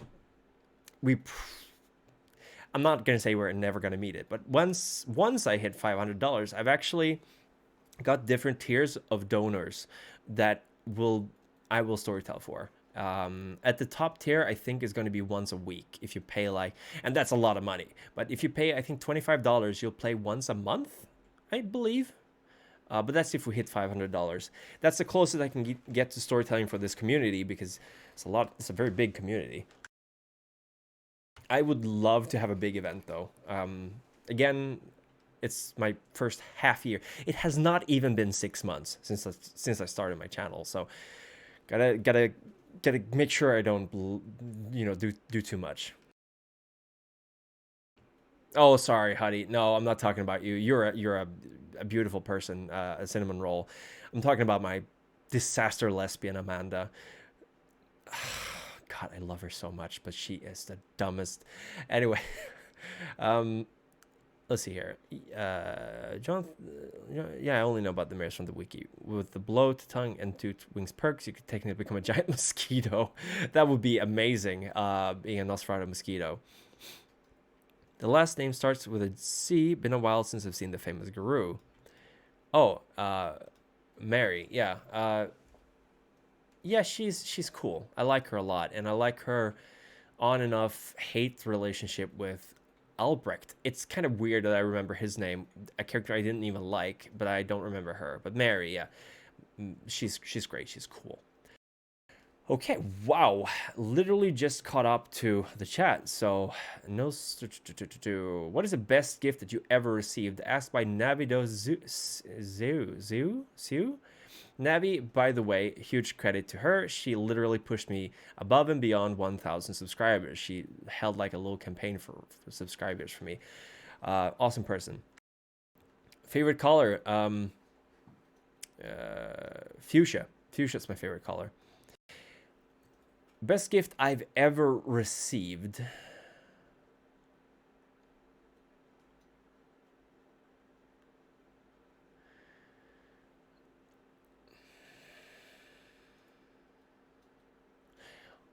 Well, it's a person opposite me right now. It's the best gift I've ever received. I'm not a gift. You're not a gift, but you gave me my love. You gave me your love. So, hello, Louis Colin. Sorry, that's really cheesy, but yeah, I can't think of the best gift. I guess the PlayStation 1 in '95 and Final Fantasy 7. That was a great gift. um, I don't know. I really can't tell. This channel, all my subscribers. Hi, Elreth. How are you doing?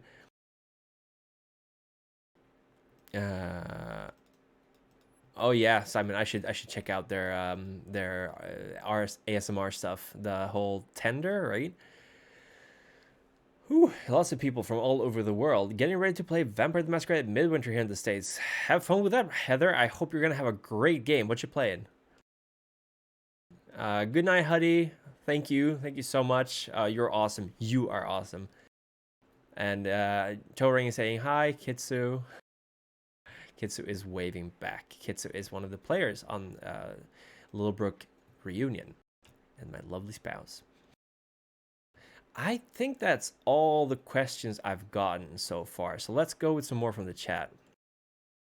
Do you use local folklore for storylines? I've started season 2 of Werewolf the Apocalypse Earthblood, and the pack is going up against the local outlaw gang, the Bald Knobbers, long since dead. The ARG, yeah. We haven't gotten to that point yet in Littlebrook, but Littlebrook is a city in Minnesota settled mostly by Scandinavians. So a long-term plan is that there's going to be some Scandinavian folklore involved with that. But I'll be honest with you, I actually wanted to run a game set in Sweden. But the thing that kept me from doing that is because, first of all our names in Swedish sound so weird for places in English. Second of all, it's very niche. Like, it would be hard to make it. Like, if I said you're walking down Hornsgatan, people are going to be like, what? What's that? Like the Horny Street, even. No, I prefer to do it in America because America has, it's a cultural empire, if you want to call it that, like imperialism.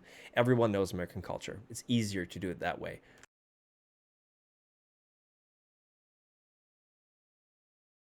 Blood for Trade is half over already. Oh my god, I need to get in on that.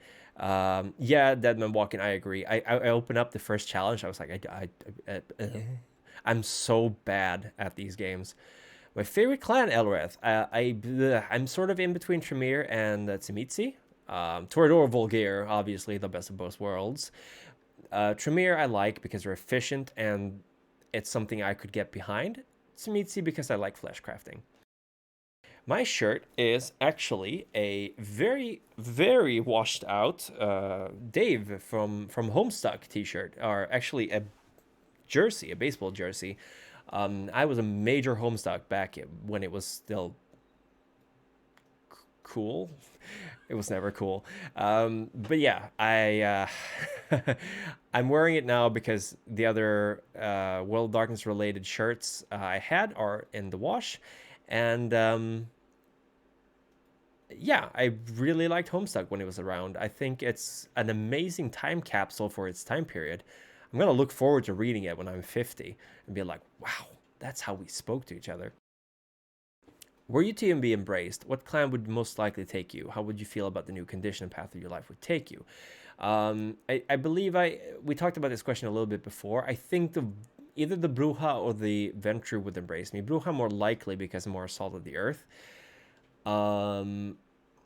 how would I feel about the new condition? I would want to be a vampire. Hadi asked this on her stream, and I think I would want to be a vampire because I hate death. I think it's the last big disease we have to overcome as a species, humanity. I hate death. I think it's a horrible thing that nobody should have to undergo. Speaking from having witnessed very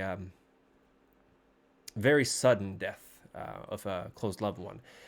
And I decided then and there that I'm never going to die. So hopefully they're going to, create some kind of genetic therapy for me by the time I get old. I just think I hate it. It sucks a lot. So I would love to be a vampire. Then I would probably hate it, but at the beginning I would love it. The Ozarks. Some European players like that I've gone into local spooky history. Ball numbers and the curse of being the season 2 antagonist. That sounds really cool, Pat, in demo. Are you putting it up on YouTube? Yeah, well, the whole thing about Saulot is that Saulot was an asshole. Like, he played his clan. If anyone should have any right to be angry, it's the Salubri. They are the victims. Saulot is an asshole. He can fuck off. Oh, Heartless Timitsi. Yeah, that would be pretty cool, actually. I like vicissitude. I mentioned it before. I've always had issues about my looks and my body and stuff like that. So vicissitude is like a dream come true. I teach English and I'm technically allowed to teach Japanese. Haven't used it a lot in a lot of years. So don't quiz me on that. I'm an English teacher.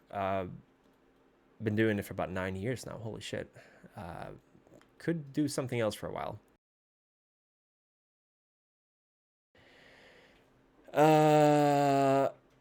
Homestuck. I'm gonna have to defend Andrew Hussey here and say that it is a very complex storyline. A lot of people struggle with the beginning. I'm not gonna fault you for not following along all of it, but I was there as it progressed. I was actually reading MS Paint Adventure before Homestuck came out. I was reading Problem Sleuth, which is, in my very personal opinion, a much better story, Problem Sleuth. But yeah, so for me, it was never a problem to have to go back and read from the beginning. But I agree that it's a lot to read. It's longer than what's that? Ulysses. It's longer than Ulysses. So.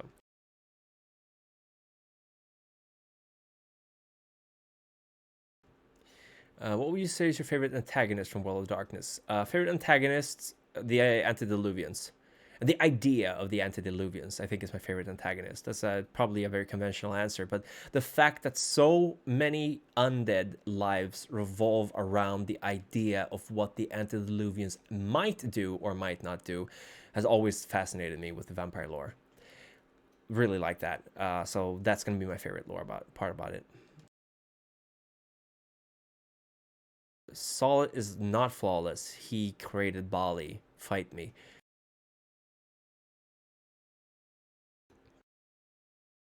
Okay, yeah, that's fine. I mean, that's if people don't want to be recorded Paladin demo, that's very good to respect that. People usually don't enjoy that kind of stuff. The best part about Saul is he's either the worst there is or the best there is on the Kindred. Yeah, worst or best, he's still an asshole. What's my opinion on the Bali? Edgelords. Deus Ex Machina. They exist to have shit happen. At least in the older books, I think I'm kind of into demon worship as a concept. I just think it's kind of horribly executed with the Bali. The ones I've read. I haven't read too much about the V20 ones, and I did read the lore of the Bloodlines one. Got me over a bit, but definitely not my favorite Bloodline. And my storyteller was very much against people even reading up on Bali back then. If I had read up on Bali, I would have probably played them. Yeah, that's one theory, that he created them from discarded vitae. But there are so many theories out there. The one problem with World of Darkness in general is that there is no definite answer to anything, because they never officially retcon anything. I don't even think they officially retconned Dirty Secrets of the Black Hand. They just rewrote everything and hope people would forget it. So yeah, it should not be playable with PC. And you can, I've listened to some 25 Years of Vampire. I like their stuff, although they occasionally get stuff wrong, which I can notice because I'm also reading these books. But I don't fault them. There's a lot of books out there. But they said it right when they talked about the Sabbat in the beginning and about Daimonian. Don't let your players play Bali, because Bali and path characters, they're not human. And if you're not playing humans who are becoming vampires and struggling with that, I mean, you can play that. That's fine. But if you want to play vampire the way it's supposed to be played, if you want to play vampire as a where it's the strongest, again, I'm going to go back to where I think it's the strongest. You're playing vampires who are losing their humanity. You want to be the Louis of Interview with a Vampire, because that's where it's the strongest. And the struggle between Anarchs and Camarilla, which was the original, like in first edition, Anarchs and Camarilla was the center point of the entire story. Elders, Boomers versus Zoomers. And then they kind of just went with Sabbat Camarilla because people wanted to make murder hobos, and the meta plot got more important. But yeah, ultimately, I think a lot of the bloodlines make for much more interesting NPCs than players. Like the Kiasid. The Kiasid they're cool. The Kiasid, I think that pronounced that right. They're cool, but they're not designed to be played. The true Bruja, they're not designed to be player characters. They're supposed to be these mysterious beings who are above or beyond the usual daily struggle of the jihad. Letting your player play that means that you're saying, yeah, I trust you to read up. It's a complicated thing. I'm never going to say that you as a storyteller are not allowed to bring your players into this. Anyone can play anything they want. But I would not let someone play. That's the difference. I want to really emphasize that it doesn't matter to me if you want to play Bali or not. If you want to play Bali in your campaign, you play Bali. They're there for a reason. But in my game, I would not allow it. I feel like I'm coming off as an asshole here. I really don't want to say that. I was explaining to a colleague who didn't even know about role-playing games before. I was explaining that, in my opinion, every time you buy a role-playing game or join a group, you're creating an instance of this setting, and it's yours to do with however you want. No one can tell you how to play the game. They can suggest, they can give their own versions. All my lore videos are out of my perspective. And what I think is important. So there's stuff in my lore videos that I'm not covering, that I didn't think was relevant, which you might think is super relevant. And you're fine in thinking that. Often it's because I had to cut it because it's a 10-minute episode. Yeah, it's like wanting to play the Nefandus. It takes away some of the magic, in my opinion, of it. Oh, wow. Yeah. Thanks you for joining, and congratulations to being a dad. And I thank you very much for watching my stuff. Thank you, Dustwalker. Thank you, Weird and Quirky. Wow. Storyteller calls the shot. Yeah, that's true. But it's also important to always, in my opinion, it's always important to have a session 0, again, in my opinion, to kind of iron out with the people you're playing with, what are we here to play? I think the storyteller's opinion matters slightly more than the players, because there's more work to do as a storyteller, and it has to be a story that you want to tell. If you don't want to tell it, then what's the point? But I think everyone should have some influence in what kind of story you're telling. Oof. Wow. I've been talking a lot. I feel like I've missed a question somewhere. Maybe I didn't. I do get a lot of questions about when are you covering X? Like, when are you covering this clan? When are you covering Bruja? When are you...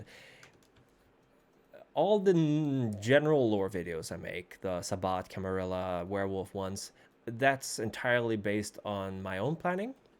I try to do it in a way that presents it slowly. I have kind of drifted away from that concept a little bit. I try to do it more slower with Werewolf again. Having the chance to do another game series from the beginning having learned what I did from doing Vampire, I wanted it to make more character focused, because I felt like that still was one of my favorite videos is my Embrace video, where I actually discuss a character I made for this video. What was I going to say? A lot of people ask me about clans and tribes and whatnots, and unfortunately, it's not up to me. It's up to my patrons, because every time I do one of these videos, I have a poll, and they vote on which clan or tribe I'm going to cover. So if you want to have a vote on that, wow, that's really, yeah, sorry, that's coming off as being, wanting to have patrons. Obviously, I want you to have you as a patron, but the only way to get a vote on that is if you're on my patron list. But I believe you get access to the votes right away. Let's see here. Deadman Walking. Should you, a very bored young urban professional, get into reading this a literal petabyte of information of a tale? Simple J or nay? Yes. Yes, you should. It's going to take a long time. At points you want to quit, you will want to quit. Stick at it. And if you can, get the book versions of the first couple of chapters. Chapter 1 to 4, chapter 1 to 2 are a slog. But they help set up so many aspects of the story that they're vital to it. And don't skip the intermission.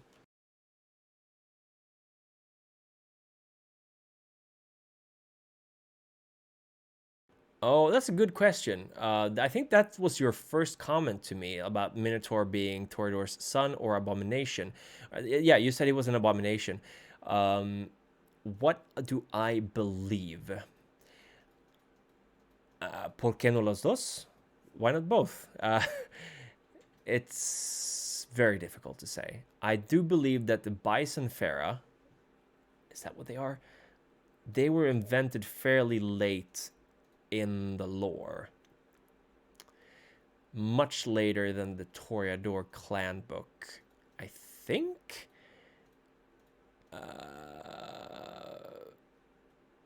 But I don't know who it was. Honestly, I want to think it's an abomination. Maybe an abomination. Yeah, maybe an embraced Pharaoh. That could be what it was, for sure. That's actually that's a reliable. I think that would be a good middle ground, an abomination, an embraced Pharaoh. Am I interested in a new Deviant the Renegades game? Yes, I actually played one shot of it with one of the developers. We made characters for it. In hindsight, it was very goofy. We could have made it way less goofy. I had a shit ton of fun. I played a math professor who got possessed by an ancient algorithm, which was a demon. That was fun. I think that Deviant is a game that is going to almost always be either goofy or very, very emotional. I think it's a very interesting idea of a game. I liked it a lot. I think it's a well executed mad scientist abomination. You could literally play the girl from The Exorcist together with the Fly, Grundle Fly. You could play Teenage Mutant Ninja Turtles. There's so many options to play in that game. In my opinion, do I like to entertain the idea that Cain did exist or that something else was the origin of vampirism? I like the idea of Cain being the origin because I like it being a tragedy. I want it to be a series of poor choices. Doesn't have to be the Judeo-Christian Islamic, like it doesn't have the Abrahamic idea of Cain. It could be someone else, but I like the idea that it all started with one big fuck up and then it just kind of went downhill from there. That's my opinion on it anyway. But that being said, I don't think it matters. I don't think it should matter that much to modern vampires. Who it was. I mean, because we keep finding older and older bones and we go like, what was the first human? It's like, it's a chain of events. Like it's not the fact, it's not who, it's the how it happened. I prefer it to be a big fuck up, literally. And I do know that V5 has been poking around in that stone, that you don't have to use the Nodist canon. V5 is playing fast and loose with some core concepts of older vampire books. And especially Cults of the Blood God is going to explore other views on being vampires. I'm really looking forward to it because the religious aspect of being a vampire, I've always found interesting. Like, faith is something I've encountered more when I've gotten older. I was raised very secular, and I've always been very secular until recently, where I've started meeting.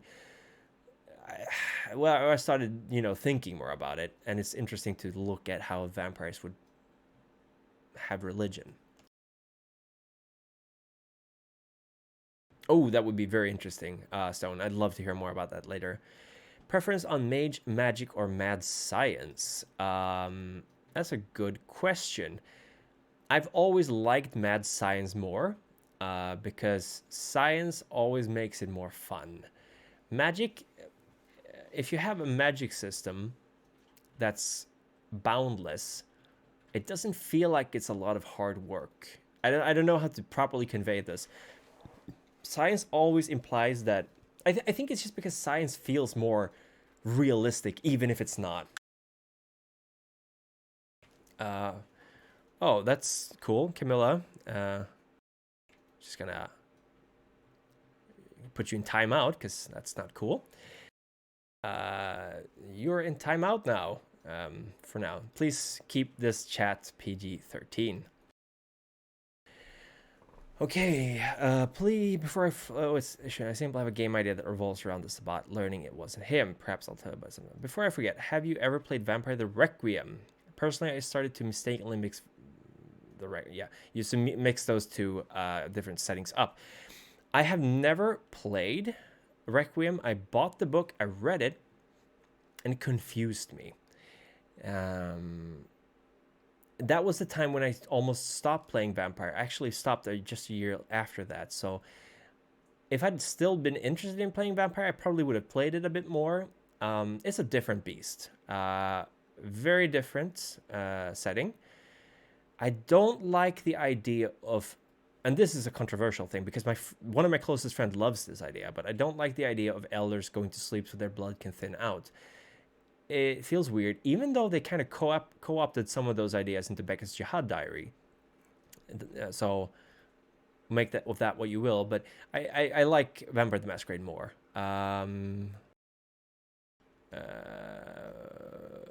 I like Masquerade because it's more cohesive. I don't want a sandbox setting. That's all I can say about that. I think Requiem has a lot of merit, and if you want to make your own vampire game, Requiem is a hell of a lot easier to work with than Vampire the Masquerade.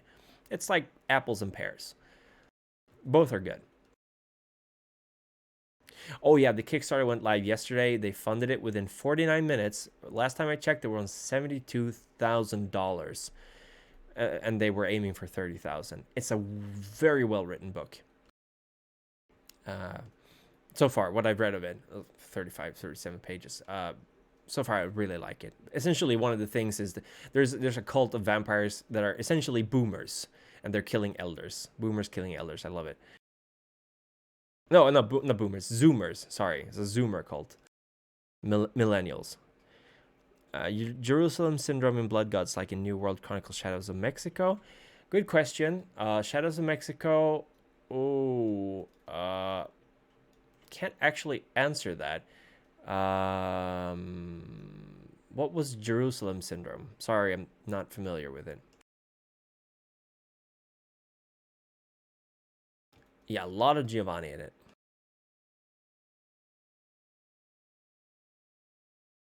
Oh yeah, system-wise, I totally get why they had that system, and it also makes for playing an ancient vampire who's still not super powerful, which is something that was difficult to do in Vampire. And when you're super powerful, it's not as fun to play anymore, in my opinion. But I wish there was more information about the politics of the Masquerade. I do love vampire politics and the plots that can come with it, but I wish the designers would write more about it. Boy, do I have some books for you that I would recommend. Council of Primogen, super good book. Princess Primer, very good book. Elysium, also a very good book.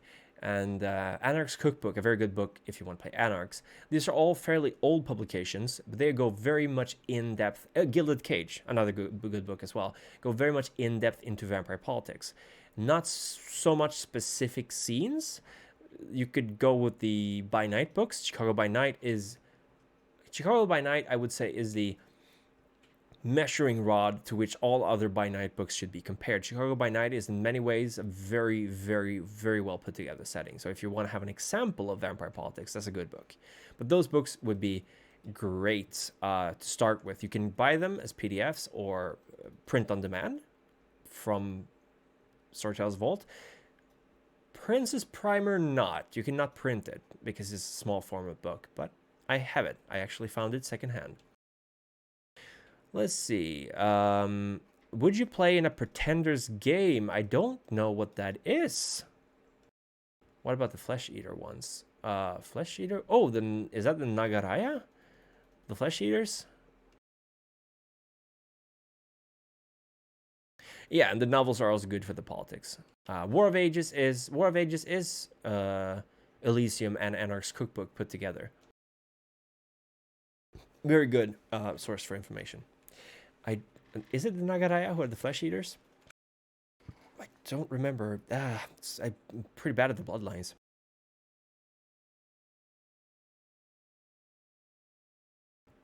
Oh, there is a biblical figure under Jerusalem.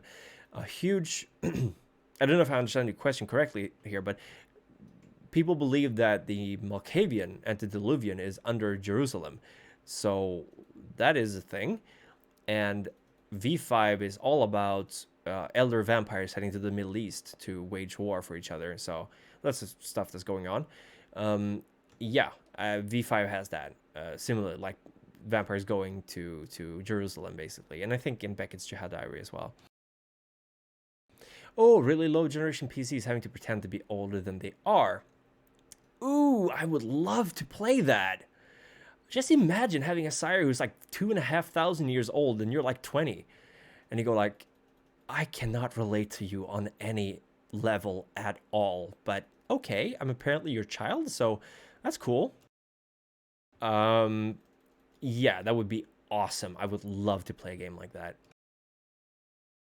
Oh yeah, yeah, she was in the hospital, the one that killed the film crew, I think. Nagaraya, yeah. Did they join the Hekata? I don't remember. I don't think they did. I know that the Samedi, the Harbingers of the Skull, the Cappadocians, and the Giovanni, some of the Giovanni, have all gone together to form the Hekata. And the Giovanni who did are either smart enough to realize they're going to get fucked by the others, or they're young enough not to actually have an opinion about the former antediluvian, or too far away from their own antediluvian to have a stake in the matter. Bryn, very good question, and I'm gonna say yes. Through the jihad, I do subscribe to the theory that through pettiness, boredom, and personal agendas, like what's his name, Absimiliard's hate for his own clan, they are playing the long game. They're playing the jihad.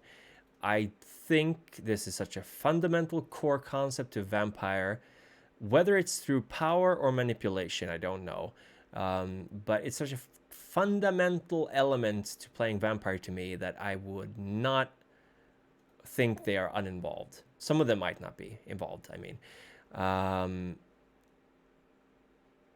I really like the idea in Beckett's Jihad Diary that's kind of just put out there that maybe the antediluvians are as weak as thin bloods and they're just pretending to be powerful. That's a really cool idea.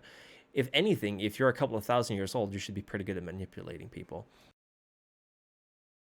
Yeah, I know it's a Hekata, but what are you gonna do, Stone? It's V5. They gotta renew it, and it could make for. I mean, there's gonna be a bunch of adventures in Calls of the Blood God that are gonna involve the Hekata in many different ways, and it's not frictionless. I'll tell you that. They worked the change in fair. They've done a good job with it, from what I've seen.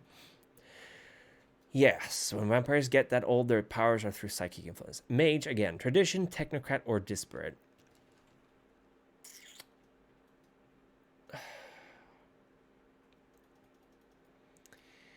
When I was younger, I could never... I think one of the things that put me off mage was I could never find any of the traditions that I could relate to. Today, I probably wouldn't have as much trouble. I'm way more sure about my own opinions and stuff. More sure, I'm not certain. I kind of think the technocrats are doing a good thing. I know the original creator of Mage doesn't like it, but I think the technocrats, they know what they're doing. And I think their goal is a fine one. I can see how a mage would not like the idea of the technocrats essentially killing off their branch of magic. But get over it. Progression, yo. That's all I gotta say about that. Ooh, yeah. Got some hot takes going on here. It's almost 10 p.m., so that means we probably won't have any time for Coteries of New York, unfortunately. But I've still got some time left for more questions if you guys want me to do any... Ooh. No, I think I've already told a lot about my own relationship to World of Darkness. What else is there to say about it? I still haven't found my copy of Werewolf the Apocalypse 2nd edition. One of my friends got it and lost it, and that's a tragedy. But yeah. Ooh, I should probably talk a little bit more about what's coming up for the channel while I'm waiting for questions. So, something I've been planning for a long time, but I did not have time for, is to make shorter NPC-focused videos to be released every week as well. These would be 5 to 10 minutes long, would be very lightly edited. The thing that takes the most time for me is actually editing the video. Writing the script, recording it, cutting the recording, piece of cake. Doesn't take a lot of time at all. Finding the proper pictures, doing the cropping and panning, I know, or zooming and panning, it takes a while. And putting myself in there in the bottom takes a while too. So my idea is that I've essentially made a tier list of NPCs from Vampire. And this is a literal S all the way down to F of NPCs I found on the Wikia, from most interesting to least interesting. And my idea is I'm gonna have an S tier character for maybe 5 minutes, and then do an A and B tier character for 2 minutes each, or something like that. Very lightly edited, just 1 or 2 pictures per character, to have that as well to tide you over between episodes. There's been a lot of streaming lately with Coteries. That's unfortunately not going to continue for much longer. I'm not going to do multiple runs of it. I don't have the time. The only reason I've been able to do it is because of the holidays coming up. A lot of usual stuff in my schedule has been opened up. But Bloodlines 2 I will be streaming when that comes out. I might do Resident Evil 3 when that comes out. I don't know, but streaming is not going to be like a constant thing. Ooh, we got a lot of people talking about stuff. But yeah, that's just something that's coming up for my channel. I've got a little collaboration in the process. She's not here right now, but she can hear it afterwards. But yeah, Huddy and I have been collaborating in the past. We are working on something else with another person, which hopefully will be going live before New Year's. We'll see about that. And we might have some more stuff in the process. We'll see about that. I can't really tell you any more than that, though. I'm also considering running a limited amount of sessions Vampire V5 Chicago by Night stuff. I've gotten access to some stuff that is not out in the public. Can't share it, but I want to run it. So that might be a thing with some people from Littlebrook. I'm a little worried that 6 players is going to be too many for that. And it's certainly not going to be PC focused as much as it's going to be doing the pre-made adventures or focusing on that. But that's probably coming in 2020 as well. We'll see. I don't want to burn out. Let's see here. I could never get into mage. It's too mind-bending. You're still human. Yeah, most of the time I had arguments with my storyteller the one time I tried it, whether or not I can do something. It's like Eclipse Phase. If everyone is in the same mental... Like, clone your... No, not even clone yourself 5 times. It's going to be a terrible idea. But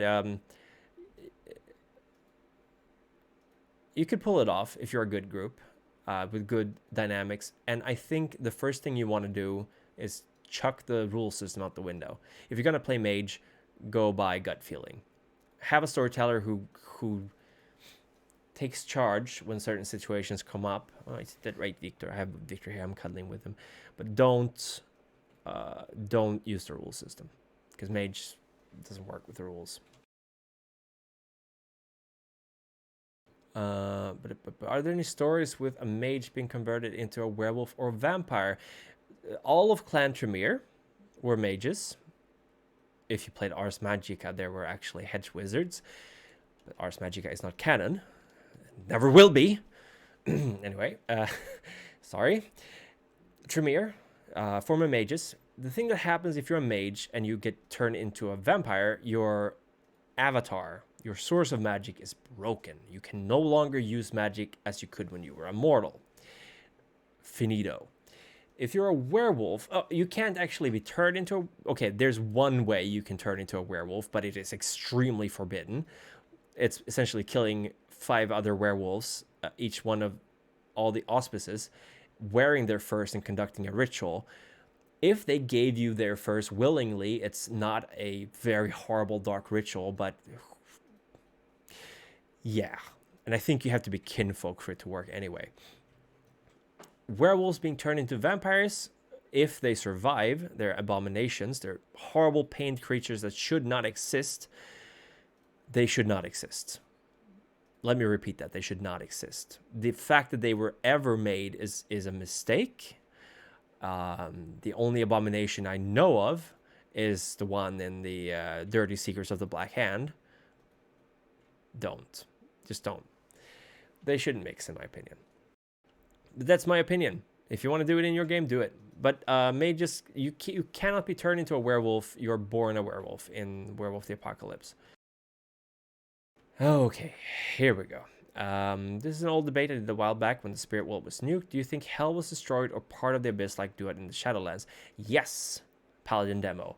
I believe in a flash of brilliance, White Wolf decided that the Week of Nightmares, when the Ravnos antediluvian woke up, which I still think it was, and got nuked out of orbit, I think that broke the chains on Hell, releasing the demons that you play in Demon the Fallen.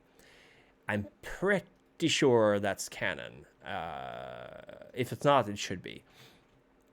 Because the demons were released... The Demon the Fallen, once again, one of the absolute best games they've ever made. I will fight you on this. It's very, very close to Gehenna, or the Apocalypse, when they show up. Can you do the NPCs with different voices? I can certainly change the voices. I've gotten some complaints about them. I'm gonna tone them down, first of all. Maybe not even do some of the voices. I don't know. I want to be a voice actor. I'm not super talented at it, but if it's bothering you guys, I'll keep it down. What is the... Oh, hi, Max. Glad to see you. What is the best clan, and why is it Nosferatu? It's Nosferatu because the sewer rats, they look after each other. They gotta. That's why they're the best clan.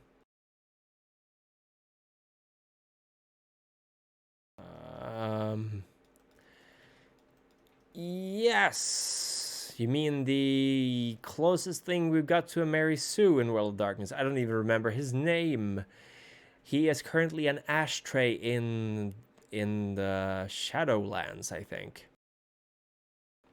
Oh, yes, Duskwalker. I will most certainly do a series on Demon. Not sure when that would be. One of my goals is that if I hit $500 on Patreon, again, pretty far away from that, but if I hit $500, I'm actually going to cut down on my work hours 1 day a week so I can do more videos. So... hopefully, I will get to Demon soon. Honestly, Sam Hates. Yeah, that's the guy. Sam Hates, you're right. Hate. Yeah, Sam Hate. Oof. I love that guy, and I hate him. I would be even so bold to say I'd rather cover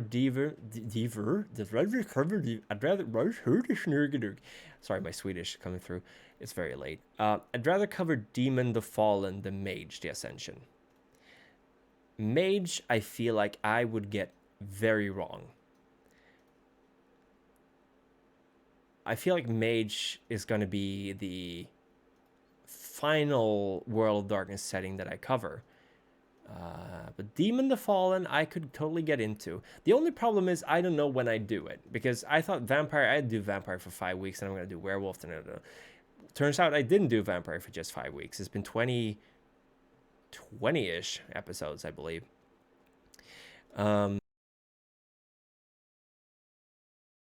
Oh, can I actually introduce them? Oh, you mean like that for the NPC videos?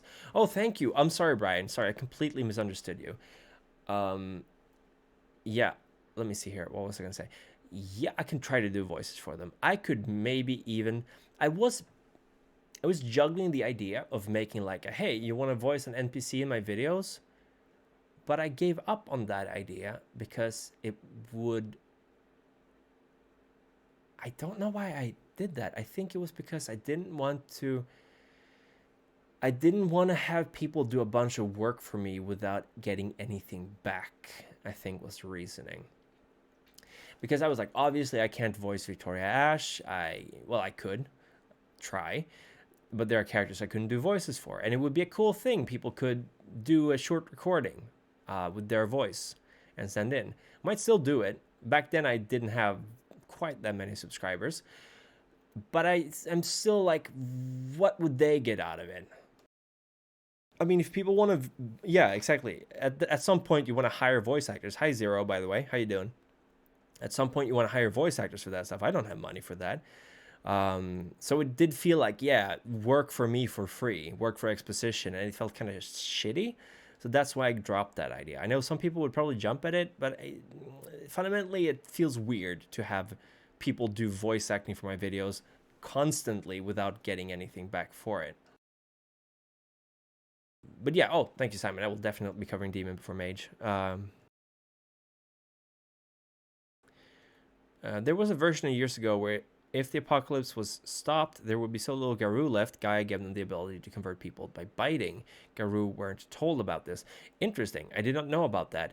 I would have simply assumed that they would have done what we all know and love about World of Darkness. They would have fucked to have more werewolves around.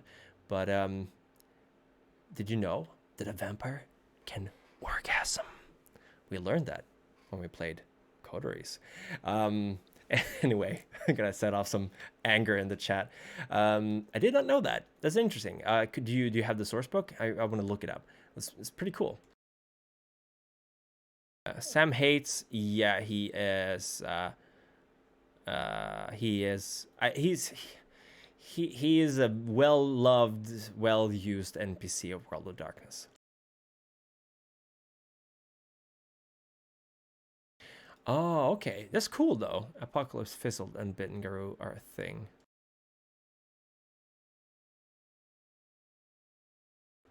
What about Wraith? Sorry, Stone. Wraith will be covered before Mage as well, but after Demon. Demon, I really want to do. The good thing about Demon, not a lot of books. Not a lot of books at all. So it will be done fast. Yeah, I think Brian, you're right. I really want them to be kind of a first-person thing.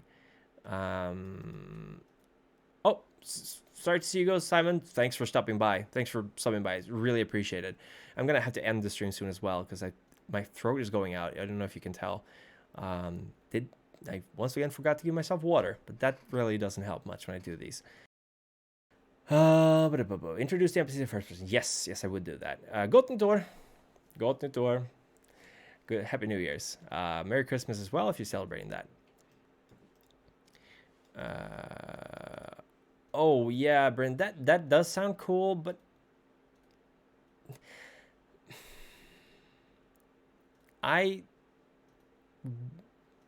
having people try out for a video and then settling on the best one, while yeah, that's cool, but it's also sort of like a contest to be in my videos. I feel kind of weird about doing that. Oh, apparently we have a low bitrate. That's not true. We haven't dropped frames at all. Shut up, YouTube. I feel like it would be a little weird to have those contests. I mean, I can put a post out and be like, hey, you want to voice a character? It does, yeah, it's going to cause a lot of hurt feelings, I'm afraid. I think it's better if I do it, or if I do like cross posting with another YouTuber. I know a lot of you guys want to do voices for my videos, but a lot of you, wow, that sounded conceited. It's just, there's a lot of aspects you got to think about. And like, what happens if they suddenly don't want their voice to be on YouTube anymore? That's also a thing. I got to take that into account. Monetizing it, can I monetize it when it's got someone else's voice on it? A little bit about monetization, by the way. I hit the goal of 4,000 recorded videos, minutes, watched minutes, hours. I mean, Jesus, I'm tired. I will be putting advertisement in my videos, but only if I can only put them as a bottom banner thing. From the get-go, I was like, if I ever get to monetize, I'm not putting ads in the beginning of a video. I hate them. I think they ruin everything. So the little bars, if I'm ever going to put any advertisement, it will be the lower bars. I hope that's not going to bother you people. You guys.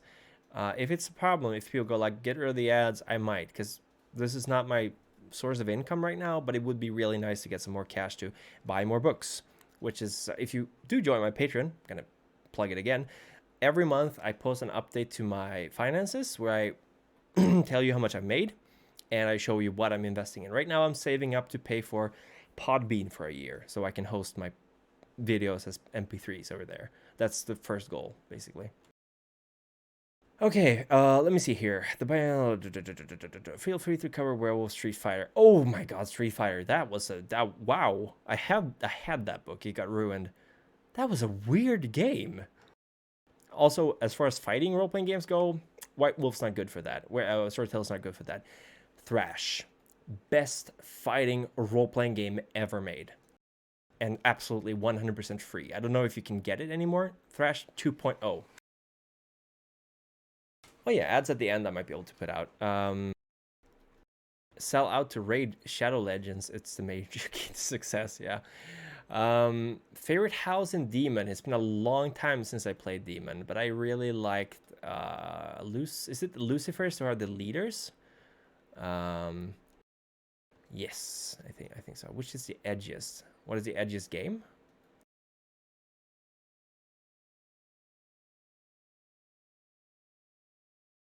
Oh, Max, I did serious production. Yeah, cute to me sitting in my underwear at 10 in the morning on a Sunday doing recording in the guest room. But thank you, thank you. Being a VA, I don't know if I am the person to talk to about being a VA, but standing up makes a whole world of difference. Oh, the Shadowloo book. I have which is the one with the mutants in it, the animal people. That's the one I had. Yeah, hearing yourself on recording is very strange. I've gotten used to it. My previous YouTube channel, we released about 3 to 4 videos every week for 3 years. I got used to editing it, so. Oh yeah, for sure. Like people doing fan videos and movies. Like Bryn, I don't think it's a bad idea. I really don't. And if I could work out a system where people could just submit their voices and I'd put it in easily, I'd do it. But continuously, it's a lot of people to keep track of, and legal stuff is iffy. I don't know. I'll look into it more. It's not an idea I've dropped, and I'm happy you brought it up again because I'd actually forgotten about it. Princess the Hopeful. Yeah, that's the edgiest game. Wizard the Imagination. A friend of mine did a friend of mine's friend made a hack for Harry Potter once. Okay, It is 10:15. I got work tomorrow, unfortunately, last day of work. How about this? Last question. One more question, then I gotta go. I've loved this. This has been amazing, by the way. Thank you guys for showing up. But one more question, then I gotta go. So make it a good one.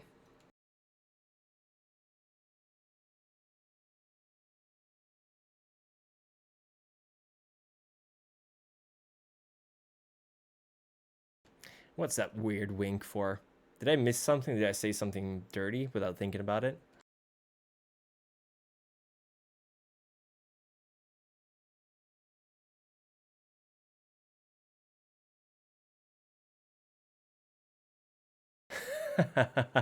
Yeah, I should make Victor my ghoul. My little cat Victor. Yes, he's so tiny. He's so tiny and fluffy. You guys want to see him?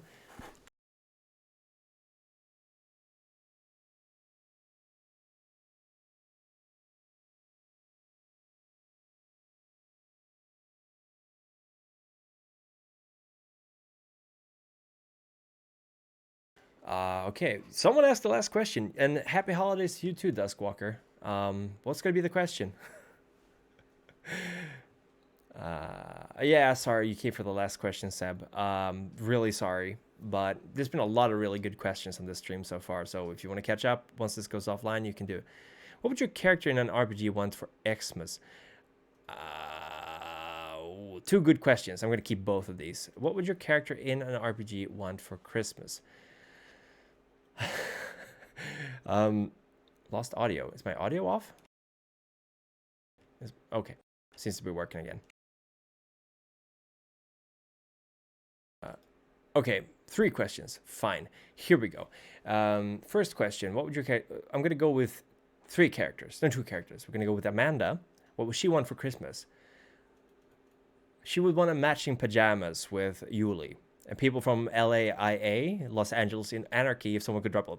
That's a really good play-by-post role-playing game online, by the way. So if people want to check that out, do that. We got some people from there in the chat right now. Really good play-by-post vampire game set in V20. Amanda would want matching pajamas with Yuli. And what would Augustus like? Augustus would want, for Christmas, he would want his own haven. Because he's homeless. He's living in a brothel. Oh my god. How low the mighty have fallen. Oh, I might have turned off. I have push to talk. That's probably why the audio went off. Do you want to do any other game line than Werewolf and Vampire? I want to do Demon, which is going to be the next game in line after Werewolf. I did do Changeling the Lost, only 3 episodes though. I might go back to that again later, but there's not that much lore for 2nd edition of Lost yet anyway. Wraith I want to talk about. It's a pretty cool original setting. I'm probably never going to fully leave World of Darkness though. From my experience so far, there's just way too much content to cover. I cannot finish this in a mortal lifetime. If there's any game line I don't want to do though, I never was much of a fan of Exalted, to be honest. So that's probably going to be way, way down on the list. Haven't read Demon Lord, but what do you think of NPC mentally beating a demon and dominating him for the sake of the story? Oh, that's a good question. Are we talking Earthbound or Unchained Demon? Yes, she wants a tracksuit, but it's not. It's a Christmas gift, okay? I should wear a tracksuit for my next stream.